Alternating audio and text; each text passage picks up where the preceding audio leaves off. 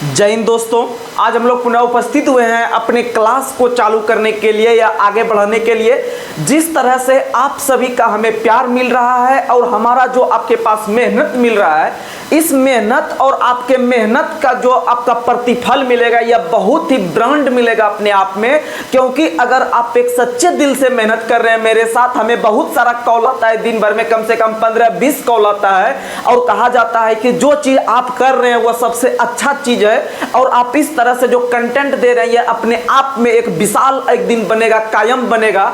इसीलिए आप लोग जो है कि दिल से मेहनत कीजिए और आगे बहुत सारा एग्जाम शुरू होने वाला है। आप लोग लगातार मेहनत कीजिए और आपके हर एक एग्जाम में, जितना भी वनडे एग्जाम होगा, वनडे एग्जाम में यह बता देते हैं कि जितना कंटेंट आपको अभी तक हम दे चुके हैं और आगे देने वाले हैं, यह समझिए कि हूबहू क्वेश्चन आपको 50% किसी भी एग्जाम में लड़ेगा। इसमें कहीं कोई शक नहीं है, बशर्ते आपको हम जितना एक्स्ट्रा फैक्ट यहां से बोलते हैं, जितना चीज यहां लिखते हैं तो लिखते ही हैं, साथ में जितना चीज यहां से हम एक्स्ट्रा बोल देते हैं, आप लोग उससे सुनकर जो है कि आराम से जो है कि जो आपको लगेगा कि नहीं इसको इसमें हम कंफ्यूजन में रहते हैं, तो आप लोग इसे कॉपी में एक शॉर्ट नोट के रूप में बना सकते हैं। और यह आपको गारंटी देते हैं कि आगे आने वाला जब 2-4-5 महीना के बाद जब आप लगातार हमको फॉलो करके जब 5 महीना पूरा जाएगा आपका, तो देखिएगा आपको अपने आप में लगेगा कि नहीं हम किसी से भी टक्कर ले सकते हैं और अपना रिजल्ट हम किसी एग्जाम में तय कर सकते हैं। बशर्ते आप लगातार रहिए, आप दुनिया के नेगेटिविटी से दूर रखिए। देखिए मेरे हाथ में किताब है, यह समझ सकते हैं कि जो भी बात बताते हैं एकदम दिल से बताते हैं और जो हकीकत है आपके लिए, जो आपको इंपॉर्टेंट है, आपके लिए जो अभी हमको एक आपके बड़े भाई या छोटे भाई या एक टीचर के रूप में अगर आप हमको मान रहे हैं, यह समझिए कि जो बता रहे हैं आपको बस इसको आप लगातार फॉलो कीजिए, आपको कहीं कोई दिक्कत नहीं आने देंगे। अगर जहां भी दिक्कत आएगा आप लोग जो है कि आराम से हमको कॉल भी कर सकते हैं और कमेंट भी कर सकते हैं, उनका सॉल्यूशन हम लेके आएंगे। तो चलिए आज का जो हम सीरीज शुरू कर रहे हैं वह लूसेंट सीरीज शुरू कर रहे हैं और लूसेंट सीरीज में महामैराथन क्लास को आज देखेंगे।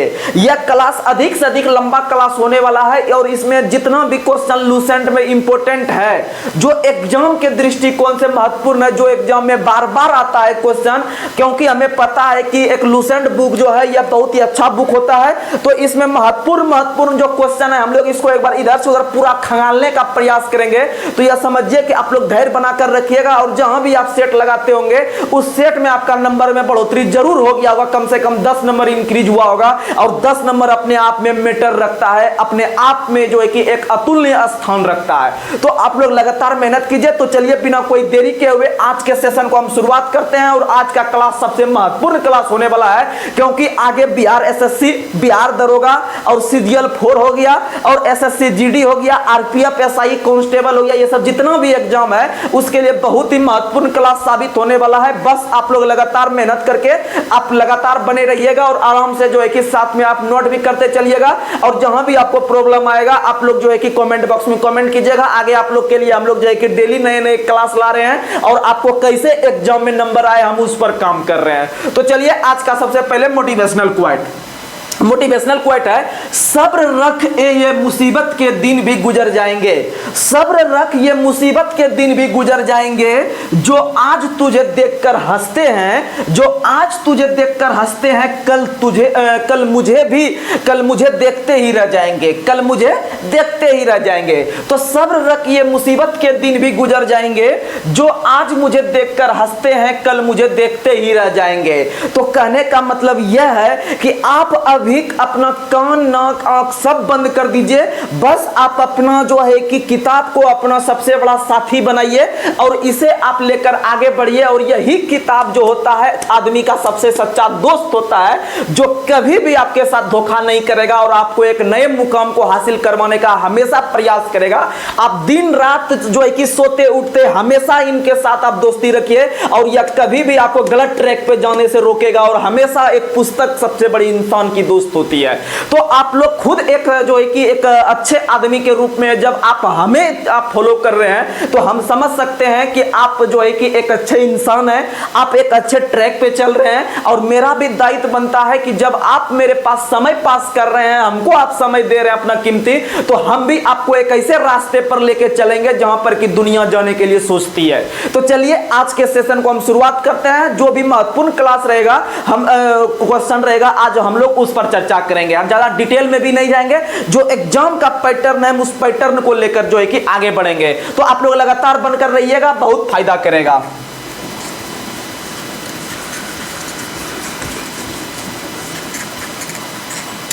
तो हम इसको मिटा देते हैं, क्योंकि यहां से भी क्वेश्चन जो है कि आप लोग को यहां पर बहुत लिखने में जो है कि बन जाएगा, स्पेस बन जाएगा। तो चलिए आज के सेशन को हम शुरुआत करते हैं। जो इंपॉर्टेंट क्वेश्चन रहेगा हम लोग धीरे धीरे उसी को पूरा कवर करने का प्रयास करेंगे। तो चलिए आज के पहला सवाल, तो चलिए आप लोग जो है कि आज के बीच आप लोग के लिए पहला सवाल आ रहा है कि ऋग्वेद के पाठकर्ता को क्या कहा जाता है। तो ऋग्वेद के पाठकर्ता को होत्री कहा जाता है। ऋग्वेद के पाठकर्ता को सुनिएगा, बार बार रिकॉल करवाना जीके जीएस है, बार बार रिकॉल करवाना हमारा कर्तव्य है। ऋग्वेद के पाठकर्ता को होत्री कहा जाता है। उसके बाद याद रखिएगा सामवेद, सामवेद के पाठकर्ता को क्या कहा जाता है। तो याद रखिएगा उदात्री कहा जाता है। सामवेद के पाठकर्ता को उदात्री कहा जाता है। फिर याद रखिएगा यजुर्वेद, आपको बार बार बताएं इसमें रेप लगा हुआ है तो इसमें भी रेप आएगा। तो यजुर्वेद के पाठकर्ता को अथर्वयु कहते हैं। क्या कहते हैं? अथर्वयु कहते हैं। वहीं याद रखिएगा अथर्ववेद, अथर्ववेद के पाठकर्ता को हम लोग क्या कहते हैं? ब्रह्मा कहते हैं। क्या कहते हैं? ब्रह्मा। वहीं ऋग्वेद का जो आपका ब्राह्मण वेद या उपवेद का नाम है, तो आपको बताए थे यहाँ पर एक ट्रिक, आर ए के रेक, आर ए के रेक, यानी आर से ऋग्वेद और ए से आपको बताए थे एत्रेय। क्या बताए थे? एत्रेय। और के से कौशितकी, के से क्या बताए थे? कौशितकी। यानी एत्रेय और कौशितकी जो है वह ऋग्वेद का जो है कि उपवेद का नाम है, ऋग्वेद का उपवेद का नाम है। वहीं आपको हम बताए थे यजुर्वेद के लिए, यजुर्वेद के लिए बताए थे YTS, तो Y से हो जाएगा यजुर्वेद। उसके बाद T से क्या हो जाएगा? तो T से हो जाएगा आपका तेत्रेय। क्या हो जाएगा? तेत्रेय। और S से हो जाएगा शतपथ। क्या हो जाएगा? शतपथ। यानी कि आप याद रखिएगा कि YTS यानी Y से पकड़ लीजिएगा यजुर्वेद और T से पकड़ लीजिएगा तेत्रेय और S से पकड़ लीजिएगा शतपथ, यानी कि तेत्रेय और शतपथ जो है वह यजुर्वेद का उपवेद है। वहीं आपका R से ऋग्वेद, A से एत्रेय, K से कौशितकी, ये हो गया आपका जो है कि ऋग्वेद का। वहीं अथर्ववेद का याद रखिएगा गोपथ है। अथर्ववेद का उपवेद का नाम क्या है? गोपथ है। और सामवेद, साम यानी कि समा गया, यानी कि पंचवीस हो गया, यानी पांचों उंगली समा गया, यानी सामवेद का पंचवीस। सामवेद का क्या हो जाएगा? पंचवीस। तो आप यह याद रखिएगा, यह अक्सर आपको बिहार एसआई और बिहार एसएससी के दरोगा में यहां से क्वेश्चन उठता है, तो आप लोग लगातार बनकर रहिएगा। वहीं ऋग्वेद के याद रखिएगा, ऋग्वेद के जो है कि तीसरे मंडल में, ऋग्वेद के तीसरे मंडल में देवता सावित्री का उल्लेख है। वहीं ऋग्वेद के 9वें मंडल में किसका उल्लेख है? तो याद रखिएगा ऋग्वेद में जो है, ऋग्वेद के 9वें मंडल में आपका देवता सोम का उल्लेख है। किसका उल्लेख है? देवता सोम का उल्लेख है। उसके बाद अगर बात करते हैं ऋग्वेद के 8वें मंडल के हस्तलिखित ऋचा को खील कहा जाता है। क्या कहा जाता है? खील कहा जाता है। वहीं याद रखिएगा ऋग्वेद के 10वें मंडल में चातुस्वर्णी समाज का उल्लेख है, चातुस्वर्णी समाज का उल्लेख है। और ऋग्वेद में मंडल की संख्या मंडल 10 है और सूक्त की संख्या 1028 है। सूक्त कितना है?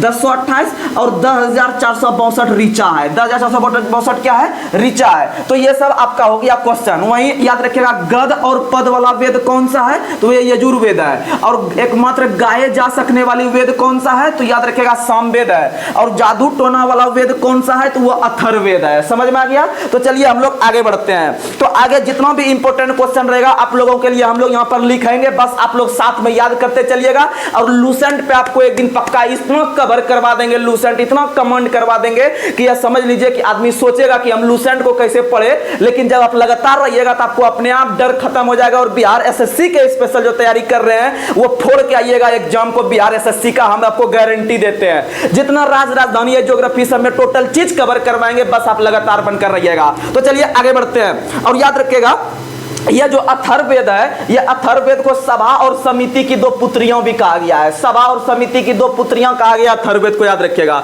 अगला क्वेश्चन आप लोग को बताना है कि सबसे प्राचीन वेद कौन सा है? ऋग्वेद। और सबसे नया वेद कौन सा है? अथर्ववेद है। आगे बढ़ते हैं। अगला क्वेश्चन बताना है कि वैदिक साहित्य में ऋग्वेद के बाद किस ब्राह्मण का उल्लेख मिलता है? तो याद रखिएगा शतपथ ब्राह्मण। कौन सा ब्राह्मण? शतपथ ब्राह्मण। उसके बाद आप लोग बताइएगा कि कौन से ब्राह्मण में स्त्री को पुरुष की अर्धांगिनी बताई गई है तो याद रखिएगा शतपथ ब्राह्मण में। सबसे जो आपका प्रमाणिक जो है कि ब्राह्मण ग्रंथ जो है वह शतपथ है, और सबसे प्रमाणिक पुराण जो है वह मत्स्य पुराण है। सबसे प्रमाणिक पुराण पूछेगा तो मत्स्य पुराण, और सबसे प्राचीन आपका पूछेगा ब्राह्मण ग्रंथ कौन सा है, और प्रमाणिक तो मानिएगा शतपथ ब्राह्मण। तो याद रखिएगा कि सबसे प्राचीन और सबसे प्रमाणिक ब्राह्मण ग्रंथ पूछेगा तो शतपथ, और शतपथ ब्राह्मण में ही आपको स्त्री को जो है कि पुरुष का जो है कि आपका अर्धांगिनी बताया गया है। समझ में आ गया। अगर पूछेगा कि सबसे प्राचीन और सबसे प्रमाणिक पुराण कौन सा है, तो पुराण में आप लोग मार दीजिएगा मत्स्य पुराण। क्या मार दीजिएगा? मत्स्य पुराण। और मत्स्य पुराण में ही पहली बार शिवलिंग पूजा का वर्णन किया गया है, शिवलिंग पूजा का वर्णन किया गया। चलिए हम लोग आगे बढ़ते हैं। अगला क्वेश्चन आप लोग को बताना है कि वेदों को भली भांति समझने के लिए कितने वेदांग की रचना, तो 6 वेदांग। कितने वेदांग? तो याद रखिएगा वेदांग पूछेगा तो 6 मारिएगा, अगर वेद पूछेगा तो 4 मारिएगा, वेद पूछेगा तो 4 मारिएगा। अगर जो है कि आपको पूछेगा क्या कहते हैं महाकाव्य, अगर महाकाव्य पूछेगा तो 2 मारिएगा। महाकाव्य कितना मारिएगा? 2। अगर पुराण पूछेगा तो पुराण 18 मारिएगा। अगर उपनिषद पूछेगा तो उपनिषद मारिएगा 108। उपनिषद कितना मारिएगा? 108 मारिएगा। तो ये सब क्वेश्चन आता है एग्जाम में, आपको बार बार रिकॉल करवा देते हैं। आगे बढ़ते हैं। अगला क्वेश्चन याद रखिएगा, विष्णु पुराण का संबंध मौर्य वंश से है। विष्णु पुराण का संबंध किससे है? मौर्य वंश से है। इसका मतलब याद रखिएगा कि विष्णु हो गया मौर्य वंश से। उसके बाद आप लोग याद रख लीजिएगा जो है कि मत्स्य पुराण, मत्स्य पुराण का संबंध है आंध्र सातवाहन वंश से, आंध्र सातवाहन वंश से। वहीं अगर बात करते हैं हम लोग वायु पुराण का, तो वायु पुराण का संबंध है गुप्त वंश से। वायु पुराण का संबंध किससे है? गुप्त वंश से है। आप लोग याद रखिएगा। आगे बढ़ते हैं। अगला क्वेश्चन आप लोग को बताना है कि जातक में किसके पूर्वजन्म की कहानी वर्णित है, तो जातक में आप लोग याद रख लीजिएगा बौद्ध का है। किसका है? बौद्ध का है, याद रख लीजिएगा। तो आप लोग ये सब याद रख लीजिएगा कि वेद पूछेगा 4, वेदांग पूछेगा तो 6, महाकाव्य पूछेगा तो 2, पुराण पूछेगा तो 18, पुराण पूछेगा तो 18, और उपनिषद पूछेगा तो 108। तो चलिए हम लोग आगे बढ़ते हैं। अगला क्वेश्चन आप लोग को बताए कि जातक में बुद्ध की पूर्वजन्म की कहानी वर्णित है। आप लोग याद रख लीजिएगा। वहीं आप लोग को बता दे कि एक प्रमुख ग्रंथ है कथावस्तु, एक प्रमुख ग्रंथ है बौद्ध धर्म का जिसका नाम है कथावस्तु, और कथावस्तु का संप्रदाय का नाम जो था हीनयान। किससे था? हीनयान। आपको पता है बौद्ध धर्म 2 भागों में विभाजित हुआ था, एक हीनयान था, एक महायान। तो हीनयान से आप लोग याद रखिएगा जो है कि कथावस्तु, कथावस्तु का संबंध जो था हीनयान से। यानी आप एक ट्रिक याद रख सकते हैं, होको हक, होको हक, होको हक नहीं कहता हम अपने हक के लिए कुछ भी कर सकते हैं। यानी हो से हीनयान, को से कथावस्तु, हो से हीनयान, को से कथावस्तु। और आप लोग इस तरह से जब जुगाड़ करके याद रखिएगा तो लंबा दिन तक याद रहेगा। नहीं तो जब हीनयान महायान दिखता है तो लड़का लोग को लगता है ई मारे कि ई मारे, लेकिन हो को हक याद रख लीजिएगा तो हीनयान से कथावस्तु हो जाएगा, और जहां हीनयान आएगा तो आप कथावस्तु मार सकते हैं, बौद्ध धर्म से संबंधित है। आगे बढ़ते हैं। और आपको बताए हैं कि बौद्ध धर्म से ही संबंधित आपका त्रिपिटक है। कौन सा है? त्रिपिटक। त्रिपिटक में 3 प्रकार का जो है कि ग्रंथ आता है, आप लोग को बता चुके हैं। तो त्रिपिटक में जो ग्रंथ आता है कौन कौन सा, आप लोग बार बार रिकॉल करवाते हैं। उसमें से एक है आपका सुत्त पिटक, एक कौन सा है? सुत्त पिटक। एक कौन सा है? विनय पिटक। एक कौन सा है? विनय पिटक। यानी सुत्त पिटक हो गया, विनय पिटक हो गया। एक है अभिधम्म पिटक। एक कौन सा है? अभिधम्म पिटक। तो ये सब आप याद रख लीजिएगा। इसका कौन कौन सा जो है कि रचनाकार कौन कौन है हम 1000 बार बता चुके हैं। आगे बढ़ते हैं। अगला क्वेश्चन, जैन साहित्य को क्या कहा जाता है? आगम। जैन साहित्य को आगम कहा जाता है, और जैन धर्म का प्रारंभिक इतिहास जो प्राप्त होता है कल्पसूत्र से। किससे मिलता है? कल्पसूत्र से। जैन धर्म का प्रारंभिक इतिहास कल्पसूत्र से प्राप्त होता है, आप लोग याद रखिएगा। और जैन धर्म का एक और ग्रंथ है, याद रखिएगा, भगवती सूत्र। क्या नाम है? भगवती सूत्र। तो भगवती सूत्र और कल्पसूत्र ये सब दोनों किससे है? जैन धर्म से है, याद रखिएगा।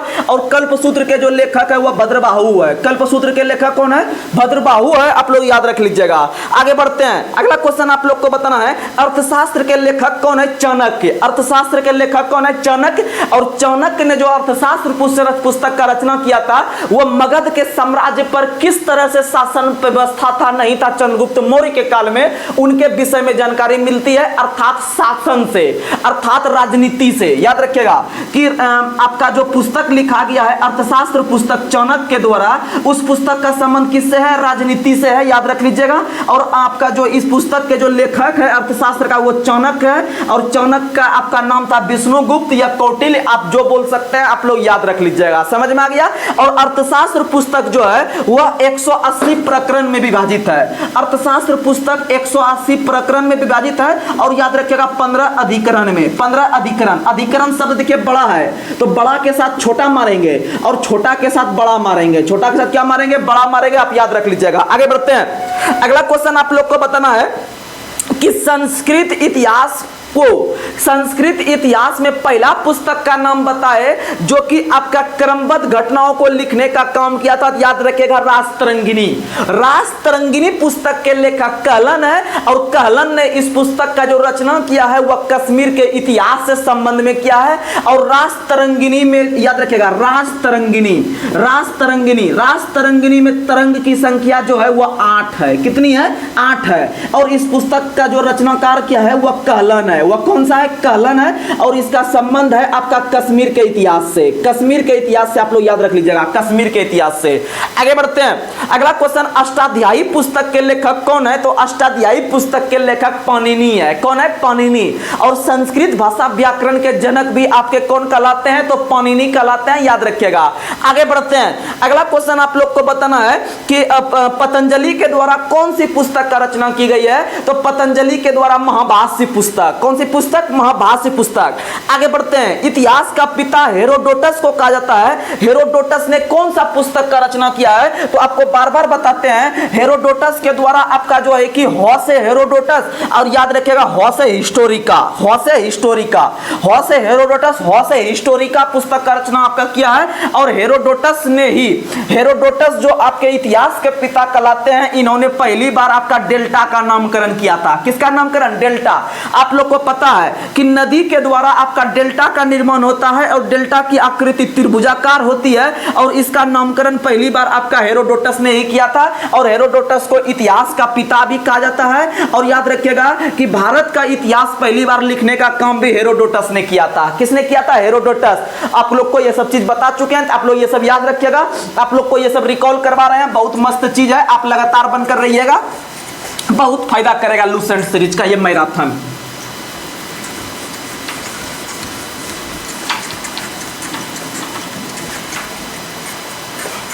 चलिए हम लोग आगे बढ़ते हैं। अगला क्वेश्चन आप लोग को बताना है कि मालविकाग्न मित्रम पुस्तक के लेखक कौन है? तो मालविकाग्न मित्रम पुस्तक के लेखक कालिदास है। कौन है? कालिदास।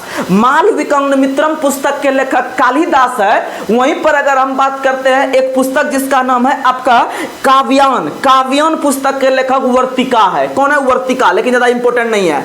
अगला क्वेश्चन आप लोग को बताना है कि पटना को पोलिब्रोथा के नाम से किसने पुकारा है? तो याद रखिएगा एक आपका विदेशी यात्री थे जिन्होंने पटना को पोलिब्रोथा के नाम से पुकारा था, उसका नाम है मेगास्थनीज। क्या नाम है? मेगास्थनीज नाम है, याद रखिएगा। और मेगास्थनीज जो था वह सेल्यूकस निकेटर का राजदूत था जो चंद्रगुप्त मौर्य के दरबार में आया था। किसके दरबार में आया था? चंद्रगुप्त मौर्य के दरबार में। चंद्रगुप्त मौर्य के दरबार में आया था, याद रख लीजिएगा, मेगास्थनीज, जिन्होंने पटना को पोलिब्रोथा के नाम से पुकारा था। और यही जो है कि सबसे पहले आपका भारत आने वाला यूनानी आपका लेखक था। आगे बढ़ते हैं। अगला क्वेश्चन आप लोग को बताना है भारत को नक्शा पर दिखाने वाला पहला व्यक्ति कौन था? आप लोग को पता है ये नक्शा है, ये नक्शा पर दिखाने वाला भारत का जो भौगोलिक क्षेत्रफल है इसको नक्शा पर दिखाने वाला व्यक्ति था टॉलमी। कौन था? टॉलमी। और आपको पता है कि टॉलमी ने एक पुस्तक का रचना किया है जिसका नाम है भारत का भूगोल। क्या नाम है? भारत का भूगोल। भारत का भूगोल पुस्तक के लेखक टॉलमी है और टॉलमी ने ही नक्शा पर पहली बार भारत का चित्र दिखाया है। किसका चित्र दिखाया है? भारत का चित्र। आगे बढ़ते हैं। अगला क्वेश्चन आप लोग को बताना है कि नेचुरल हिस्ट्री पुस्तक के लेखक कौन है? तो नेचुरल हिस्ट्री पुस्तक के लेखक प्लिनी है। कौन है? प्लिनी है।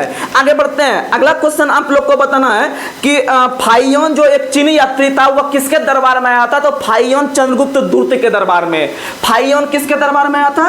चंद्रगुप्त दूर्य के दरबार में आया था। याद रखिएगा फाइयोन जो आया था वह चंद्रगुप्त दूर्य के दरबार में आया था। समझ में आ गया? आगे बढ़ते हैं। और इन्होंने और याद रखिएगा कि सबसे पहले आने वाले जो विदेशी यात्री थे वो फाइयोन थे। सबसे पहले आने वाले विदेशी यात्री कौन थे? फाहियान, जो चंद्रगुप्त दूर्त के दरबार में आए थे और याद रखिएगा भारत में यह 14 साल तक रुके थे। कितने साल? 14 साल रुके थे और सबसे अधिक चर्चा हुआ मध्य प्रदेश का किया है। समझ में आ गया? आगे बढ़ते हैं। अगला क्वेश्चन आप लोग को बताना है, हुएनसांग किसके काल में भारत आया था? तो हुआ से हुएनसांग, हुआ से हर्षवर्धन, हुआ से हुएनसांग, हुआ से हर्षवर्धन। और याद रखिएगा कि यह जो आपका हर्षवर्धन था, इन्होंने ही कुंभ मेला का आयोजन शुरू करवाया था। और आप लोग को बता दे कि हुएनसांग का जो है, इसे हम लोग यात्रियों का राजकुमार के नाम से जानते हैं। हुएनसांग को यात्रियों का राजकुमार के नाम से जानते हैं, यात्रियों का राजकुमार के नाम से हुएनसांग को जानते हैं। और याद रखिएगा कि हुएनसांग का जो यात्रा वृत्तांत कहलाता है वह सियूकी कहलाता है। क्या कहलाता है? सियूकी कहलाता है। बहुत इंपॉर्टेंट क्वेश्चन। हुएनसांग का यात्रा वृत्तांत सियूकी कहलाता है। और हुएनसांग जो आया था हर्षवर्धन के काल में, और हुएनसांग को यात्रियों का राजकुमार के नाम से, यह नीति का पंडित के नाम से भी हम लोग जानते हैं। आगे बढ़ते हैं। अगला क्वेश्चन आप लोग को बताना है कि अलबुर्नी किसके साथ भारत आया था? तो महमूद गजनवी के साथ, महमूद गजनवी के साथ याद रखिएगा अलबुर्नी भारत आया था। और अलबुर्नी के द्वारा लिखा गया पुस्तक का नाम है किताबुल हिंद या भारत की खोज। आप लोग याद रखिएगा। और अलबुर्नी का संबंध तुर्कमेनिस्तान से था। कहां से था? तुर्कमेनिस्तान से था। आप लोग याद रख लीजिएगा। चलिए आगे बढ़ते हैं। अगला क्वेश्चन, इब्न बतूता के द्वारा लिखा गया पुस्तक का नाम क्या है? तो इब्न बतूता के द्वारा लिखा गया पुस्तक का नाम है रहला। क्या नाम है? रहला। इब्न बतूता जो थे ये मोरक्को के यात्री थे। कहां के यात्री थे? मोरक्को के यात्री थे। और यह आपका 1333 ईस्वी में दिल्ली पहुंचा और इसका दिल्ली का जो है कि काजी नियुक्त किया गया। दिल्ली का काजी नियुक्त किया गया 1333 ईस्वी में। और यह दिल्ली पहुंचा और इसके पुस्तक का नाम रहला है। इनके पुस्तक का नाम क्या है? रहला है। और यह कहां का यात्री था? तो मोरक्को का यात्री था। यह सब आप याद रखिएगा। और दिल्ली का जो काजी इनको नियुक्त किया था वह मोहम्मद बिन तुगलक ने। किसने नियुक्त किया था? मोहम्मद बिन तुगलक ने। और मोहम्मद बिन तुगलक को जो है कि आप लोग को पता है, मोहम्मद बिन तुगलक जो थे वो उनको कहा जाता है, आपको बुद्धिमान मूर्ख कहा जाता है। क्या कहा जाता है? बुद्धिमान मूर्ख। आगे बढ़ते हैं। अगला क्वेश्चन आप लोग को बताना है, भारतीय पुरातत्व शास्त्र का पिता किसे कहा जाता है? कनिंघम को। किसे कहा जाता है? कनिंघम को। जो एग्जाम के दृष्टि से इंपॉर्टेंट है, हम क्वेश्चन वही चीज आपके पास रख रहे हैं, आप लोग लगातार बनकर रहिएगा। तो अगला क्वेश्चन सबसे पुराना अभिलेख कौन सा है? बोगाजगाई अभिलेख। सबसे पुराना अभिलेख बोलेगा तो बोगाजगाई। कौन सा है? बोगाजगाई। यह लगभग 1400 ईसा पूर्व पुराना है। 1400 ईसा पूर्व पुराना है। और भारत में अभिलेख का शुरुआत अशोक ने करवाया था। और अशोक के शिलालेख का पहली बार खोज करने का जो प्रयास किया गया था वह किया गया था चार्ल्स मैसन के द्वारा 1826 में। कब किया गया था? 1826 में चार्ल्स मैसन के द्वारा अशोक के अभिलेख को खोज करने का पहला प्रयास किया गया। लेकिन आगे चलकर याद रखिएगा कि 1750 ईस्वी में इसको पहली बार खोजा था टी पैंथलर ने। किसने खोजा था? टी पैंथलर ने खोजा था। और आगे चल के 1837 में इसको पढ़ने का जो काम किया था वह जेम्स प्रिंसेप ने किया था। किसने किया था? जेम्स प्रिंसेप ने किया था। आप लोग याद रख लीजिएगा। समझ में आ गया? तो चलिए हम लोग आगे बढ़ते हैं। अगला क्वेश्चन आप लोग को बताना है कि भारतवर्ष का जिक्र पहली बार किस अभिलेख में मिलता है? तो हाथी गुम्फा अभिलेख में। किस अभिलेख में? हाथी गुम्फा। और हाथी गुम्फा अभिलेख का संबंध है कलिंग राजा खारवेल से। कलिंग राजा खारवेल से का संबंध है हाथी गुम्फा अभिलेख से। और इसी में पहली बार भारतवर्ष का जिक्र मिलता है। किसका जिक्र मिलता है? भारतवर्ष का जिक्र मिलता है। और कलिंग का जो सबसे प्रतापी शासक था वह राजा खारवेल था। और कलिंग की राजधानी तोसली थी। कलिंग की राजधानी कहां थी? तोसली। और कलिंग जो पुराना नाम है वह उड़ीसा का पुराना नाम है। किसका पुराना नाम है? उड़ीसा।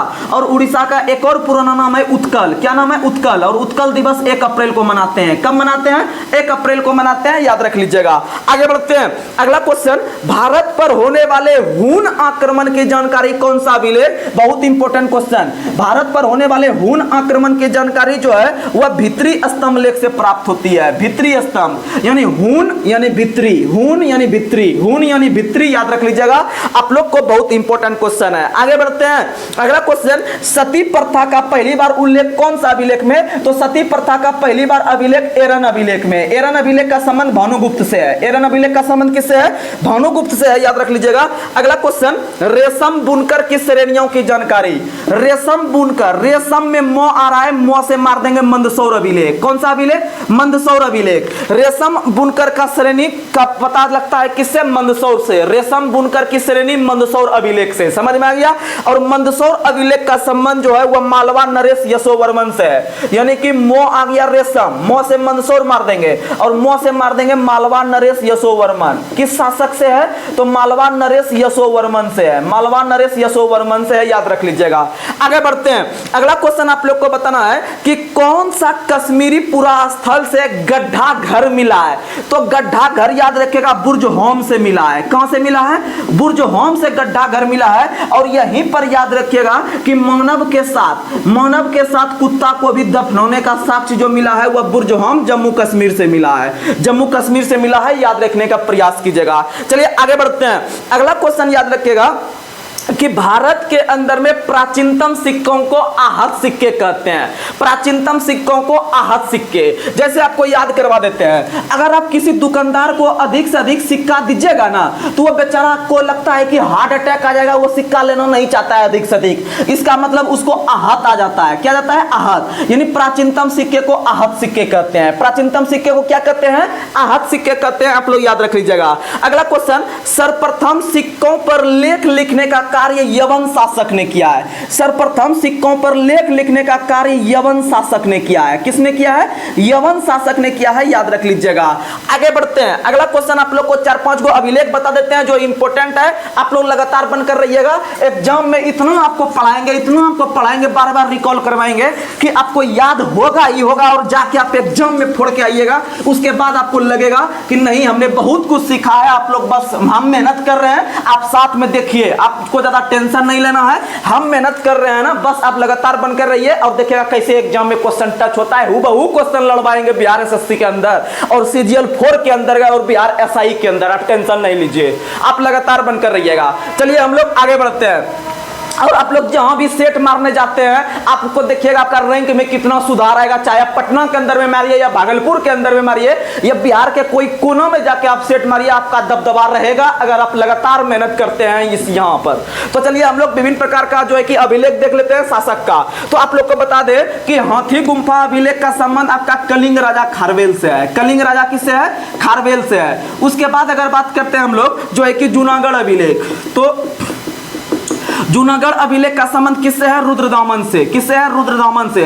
और जूनागढ़ नहीं रहेगा तो गिरनार अभिलेख लेगा, और गिरनार की पर्वत जो है वह कहां में है? गुजरात में। गिरनार का पर्वत कहां है? गुजरात में। उसके बाद अगर बात करते हैं नासिक, तो नासिक अभिलेख का संबंध किसमें है? गौतमी से है। नासिक गौतमी, नासिक गौतमी, नासिक गौतमी, नासिक गौतमी। उसके बाद अगर हम बात करते हैं प्रयाग, तो प्रयाग स्तंभ यानी इलाहाबाद के पास आप लोग को पता है समुद्रगुप्त हो जाएगा। और समुद्रगुप्त का जो समुद्रगुप्त के अंदर जो एक कवि रहते थे उनका नाम था हरिसेन। क्या नाम था? हरिसेन। और हरिसेन ने ही समुद्रगुप्त का जो है कि इलाहाबाद या प्रयाग प्रशस्ति लिखने का रचना किया है, याद रखिएगा। उसके बाद आप लोग को बता देते हैं एहोल अभिलेख। एहोल अभिलेख का संबंध है पुलकेशिन दूत से। एहोल अभिलेख का संबंध किससे है? पुलकेशिन दूत से है, याद रखिएगा। उसके बाद अगर हम बात करते हैं मंदसौर, तो मौ से मंदसौर, और मौ से बताए हैं मालवा नरेश यशोवर्मन। उसके बाद अगर बात करते हैं हम लोग ग्वालियर, तो ग्वालियर में भोज है। ग्वालियर में क्या है? भोज है, यानी ग्वालियर अभिलेख का संबंध राजा भोज से है। उसके बाद या फिर नरेश भोज से है। उसके बाद अगर बात करते हैं भितरी या जूनागढ़, तो भितरी या जूनागढ़ अभिलेख का संबंध, भितरी या जूनागढ़ अभिलेख का संबंध किससे है? तो याद रखिएगा स्कंदगुप्त से है। भितरी या जूनागढ़ अभिलेख का संबंध किससे है? स्कंदगुप्त से है। और भितरी अभिलेख से पहली बार हुन आक्रमण की जानकारी मिलती है। आगे बढ़ते हैं देवपाड़ा। देवपाड़ा लिट्टीपाड़ा जितना रहेगा ये बंगाल का होता है। देवपाड़ा, पाड़ा नाम बंगाल का होता है, तो याद रखिएगा बंगाल शासक विजय सेन, बंगाल शासक विजय सेन से आपका देवपाड़ा अभिलेख है। समझ में आ गया? तो ये सब अभिलेख था, तो ये सब बहुत इंपॉर्टेंट है। और अभिलेख का अध्ययन इपिग्राफी कहलाता है। अभिलेख का अध्ययन क्या कहलाता है? इपिग्राफी कहलाता है। आप लोग याद रखिएगा। तो चलिए हम लोग आगे बढ़ते हैं। और समुद्रगुप्त को पता है कि बिना बजाते हुए दिखाया गया है। समुद्रगुप्त को बिना बजाते हुए दिखाया गया है क्योंकि वो एक संगीत प्रेमी थे। आगे बढ़ते हैं, अगला क्वेश्चन बताना है कि आपका किस जगह से रोमन सिक्का प्राप्त हुआ है? तो रोमन सिक्के अरिक्कीमेडु से प्राप्त हुआ है। रोमन सिक्के किससे प्राप्त हुआ है? अरिक्कीमेडु से। और अरिक्कीमेडु जो है वह पुदुचेरी के पास है। किसके पास है? पुदुचेरी। और पुदुचेरी जो आपका जो हाईकोर्ट है, पुदुचेरी का जो हाईकोर्ट है वह किसके पास है? तो आप लोग को पता है कि पुदुचेरी जो है, उसके बाद लक्षद्वीप जो है और अंडमान जो है, ये सब क्वेश्चन पूछता है। तो आप लोग को एक बार रिकॉल करवा देते हैं शुरू से। अगर पूछेगा दादर नगर हवेली या दमन, तो ये सब मारेंगे हम लोग महाराष्ट्र या मुंबई मारेंगे। क्या मारेंगे? महाराष्ट्र। अगर आपसे पूछेगा अंडमान निकोबार, तो अंडमान निकोबार कलकत्ता में है। किसके पास है? कलकत्ता में। अगर आपसे क्वेश्चन पूछेगा लक्षद्वीप, क्या पूछेगा? लक्षद्वीप, तो लक्षद्वीप मारेंगे केरल। लक्षद्वीप क्या मारेंगे? केरल। केरल के अंदर में एर्नाकुलम हाईकोर्ट है। उसके बाद अगर बात करते हैं पुदुचेरी का, तो पुदुचेरी जो है इसके अंदर तमिलनाडु है। कौन सा है? तमिलनाडु है। कौन सा है? तमिलनाडु। तो आप ये सब याद कर लीजिएगा, एग्जाम में क्वेश्चन आता है। ये सब आपको हाईकोर्ट बताए, क्योंकि ये सब आपका केंद्र शासित प्रदेश है या किसी न किसी के अंदर में इसका कार्यभार होता है, जुडिशियल वर्क। तो आप लोग याद रखिएगा। आप लोग को पता होगा, जो बिहार से संबंध रखते होंगे उनको पता होगा, भागलपुर से जो संबंध रखते होंगे उनको पता होगा, क्योंकि भागलपुर से एक ट्रेन चलती है और पटना से एक ट्रेन चलती है दादर नाम का। किस नाम का? दादर नाम का। और दादर नाम का जो ट्रेन चलती है वो मुंबई जाती है। कहां जाती है? मुंबई। यानी जब और जब आप दादर बोलते हैं तो दादर के साथ आप दमन भी लगाते हैं, क्योंकि ये दोनों आपस में मिल गया है। तो दादर और दमन दोनों के लिए महाराष्ट्र मारेंगे। क्या मारेंगे? महाराष्ट्र। उसके बाद आपको हम बता देते हैं, आपको पता है कि केरल का जो राज्य की भाषा है वो मलयालम है। वो क्या है? मलयालम है। तो और लक्षद्वीप का भी राज्य की भाषा मलयालम है। क्या है? मलयालम है। इसका मतलब मलयालम के साथ मलयालम, अर्थात लक्षद्वीप के साथ केरल। लक्षद्वीप के साथ केरल। समझ में आ गया? और आपको दूसरा ट्रिक भी बता देते हैं कि केरल का जो है आपका शिक्षा का दर वह सबसे अधिक है, क्योंकि वहाँ का व्यक्ति अपने लक्ष्य की ओर बहुत अधिक अग्रसित होता है। इसीलिए वहाँ का केरल का शिक्षा रेट अधिक है। यानी जहाँ का शिक्षा रेट अधिक रहता है वहाँ का आदमी लक्ष्य के पीछे बहुत भागता है, इसीलिए रहता है। यानी लक्षद्वीप का केरल, लक्षद्वीप का केरल, लक्षद्वीप का केरल। और आपको पता है अंडमान निकोबार जो है वह कलकत्ता के पास है। और बचा है वो पुदुचेरी, पुदुचेरी तमिलनाडु, पुदुचेरी तमिलनाडु। समझ में आ गया? आगे बढ़ते हैं। अगला क्वेश्चन आप लोग को बताना है, भारत को के संबंध में, भारत के आसपास पता है विभिन्न प्रकार का देश है, तो उसमें से एक देश है बर्मा। कौन सा देश है? बर्मा। जो यहां लिख रहे हैं यह क्वेश्चन हुबहू बीआरएसएससी में आएगा, आप लोग याद रखिएगा। क्वेश्चन हम जो लिख रहे हैं आपको यह मौका नहीं बोलने का हम देंगे कि आप क्वेश्चन नहीं बताए थे। आप समझ लीजिए, अगर आप लगातार रहते हैं तो क्वेश्चन आपको पक्का फंसेगा। उसके आपको लिख देते हैं 2-3 चीज, आप याद रख लीजिएगा। अगर आपसे क्वेश्चन पूछेगा सुवर्ण भूमि, स्वर्ण भूमि के नाम से हम लोग जानते हैं किसको? तो म्यांमार को। स्वर्ण भूमि के नाम से किसको जानते हैं? म्यांमार को। उसके बाद अगर देखिएगा आपका जो है कि स्वर्ण द्वीप, ये वाला, ये हो गया सुवर्ण भूमि। सुवर्ण भूमि बोलेगा तो म्यांमार मारिएगा, लेकिन अगर स्वर्ण द्वीप पूछेगा तो स्वर्ण द्वीप मारिएगा मलाया। क्या मारिएगा? मलाया। अगर आपसे क्वेश्चन पूछेगा कि हम लोग कंबोज के नाम से किसको जानते हैं, तो कंबोज के नाम से कंबोडिया बोलिएगा। क्या बोलिएगा? Cambodia, Cambodia, Cambodia. उसके बाद अगर बात करते हैं हम लोग यव द्वीप, बहुत इंपॉर्टेंट है। यव द्वीप के नाम से हम लोग जानते हैं किसको? तो जावा को। किसको जानते हैं? जावा को। इंडोनेशिया के अंतर्गत एक द्वीप है जावा द्वीप, याद रख लीजिएगा।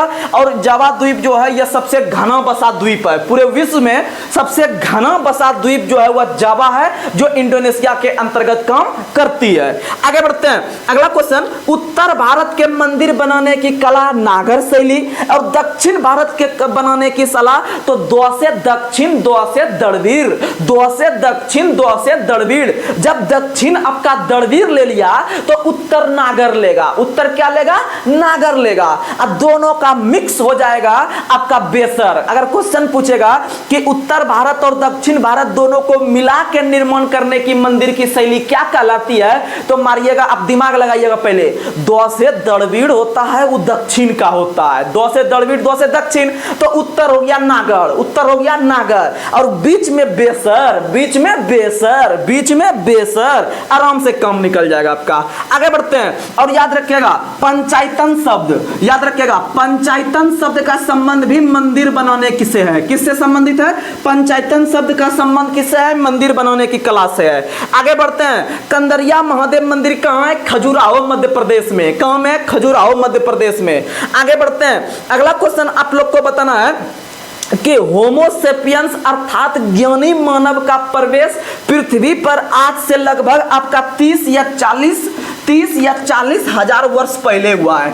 30 या 40 हजार वर्ष पहले हुआ है, याद रखिएगा। अगला क्वेश्चन आप लोग को बहुत इंपॉर्टेंट बताने जा रहे हैं, आप लोग लगातार रहिएगा, बहुत फायदा करेगा।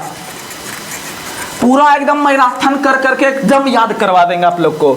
उसके बाद अगर हम बोलते हैं आपको, अगर आपसे क्वेश्चन पूछेगा कि मानव के जीविका का मुख्य आधार क्या था, तो याद रखेगा शिकार था। क्या था? शिकार। मानव के जीविका का मुख्य आधार जो था आपका प्रागैतिहासिक काल में वो था आपका शिकार। और याद रखेगा मनुष्य ने जो शिकार करने का जो खोजा है वह आपका किस काल में, तो याद रखेगा पूरा पाषाण काल में। किस काल में? पूरा पाषाण काल में।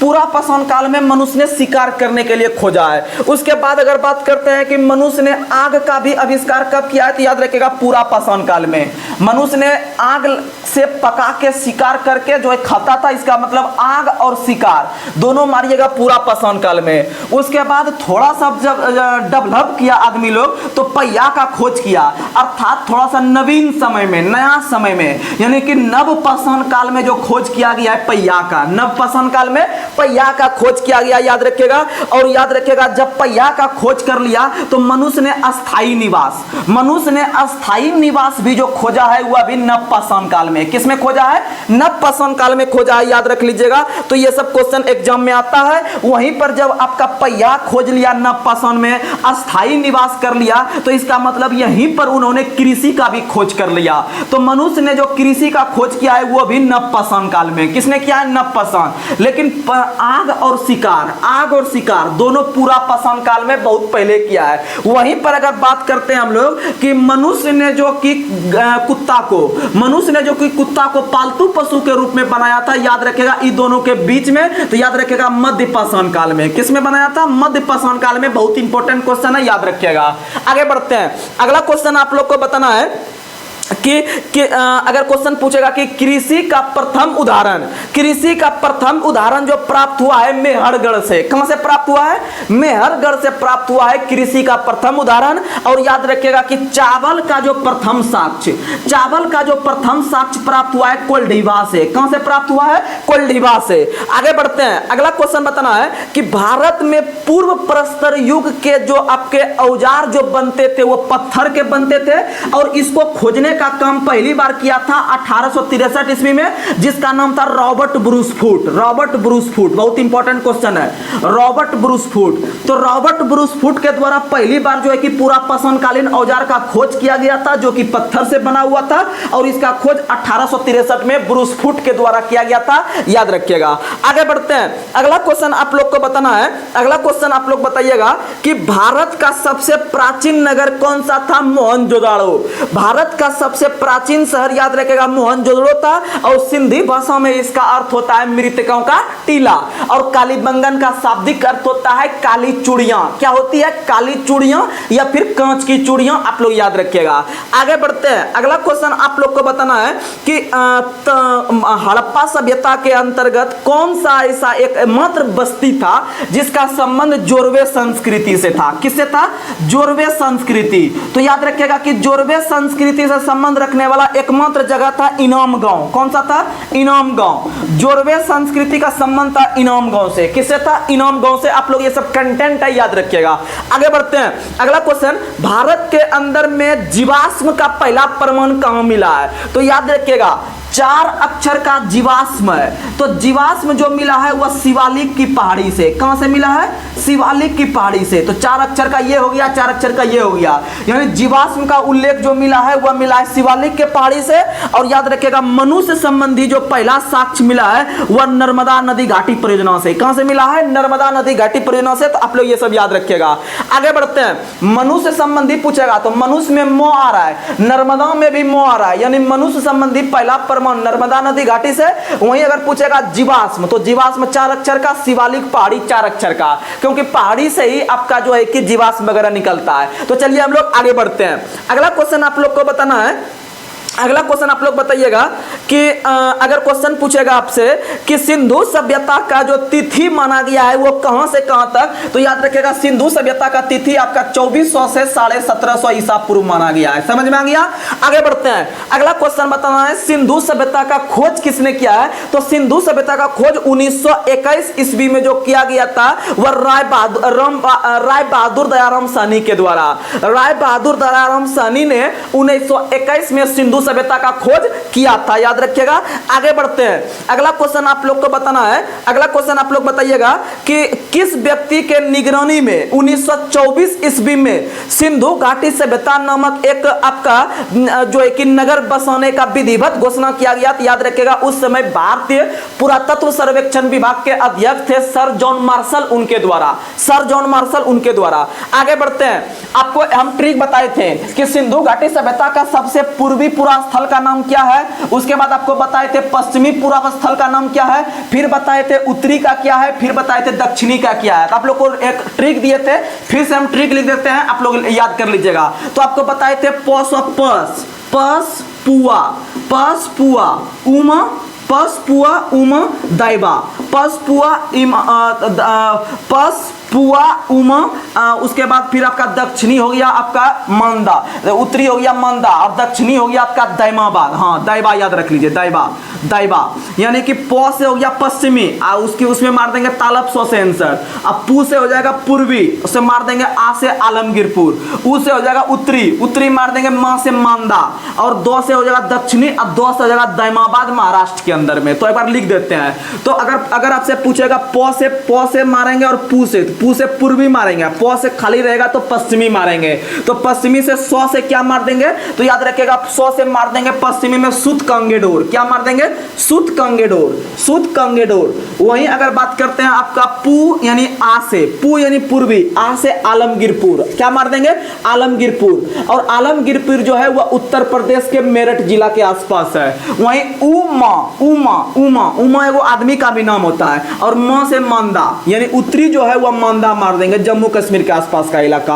और यहीं पर आपका दैमा, तो दो से दक्षिण भी ले लेंगे और दो से आपका मार देंगे दैमाबाद, क्या मार देंगे दैमाबाद। और दैमाबाद जो है वह महाराष्ट्र का इलाका है। ये हो गया आपका सिंधु घाटी सभ्यता का चारों स्थल का आपका एरिया, समझ में आ गया। तो ये सब चीज आप लिखिएगा। तो चलिए हम लोग जो है कि धीरे धीरे आगे बढ़ते हैं।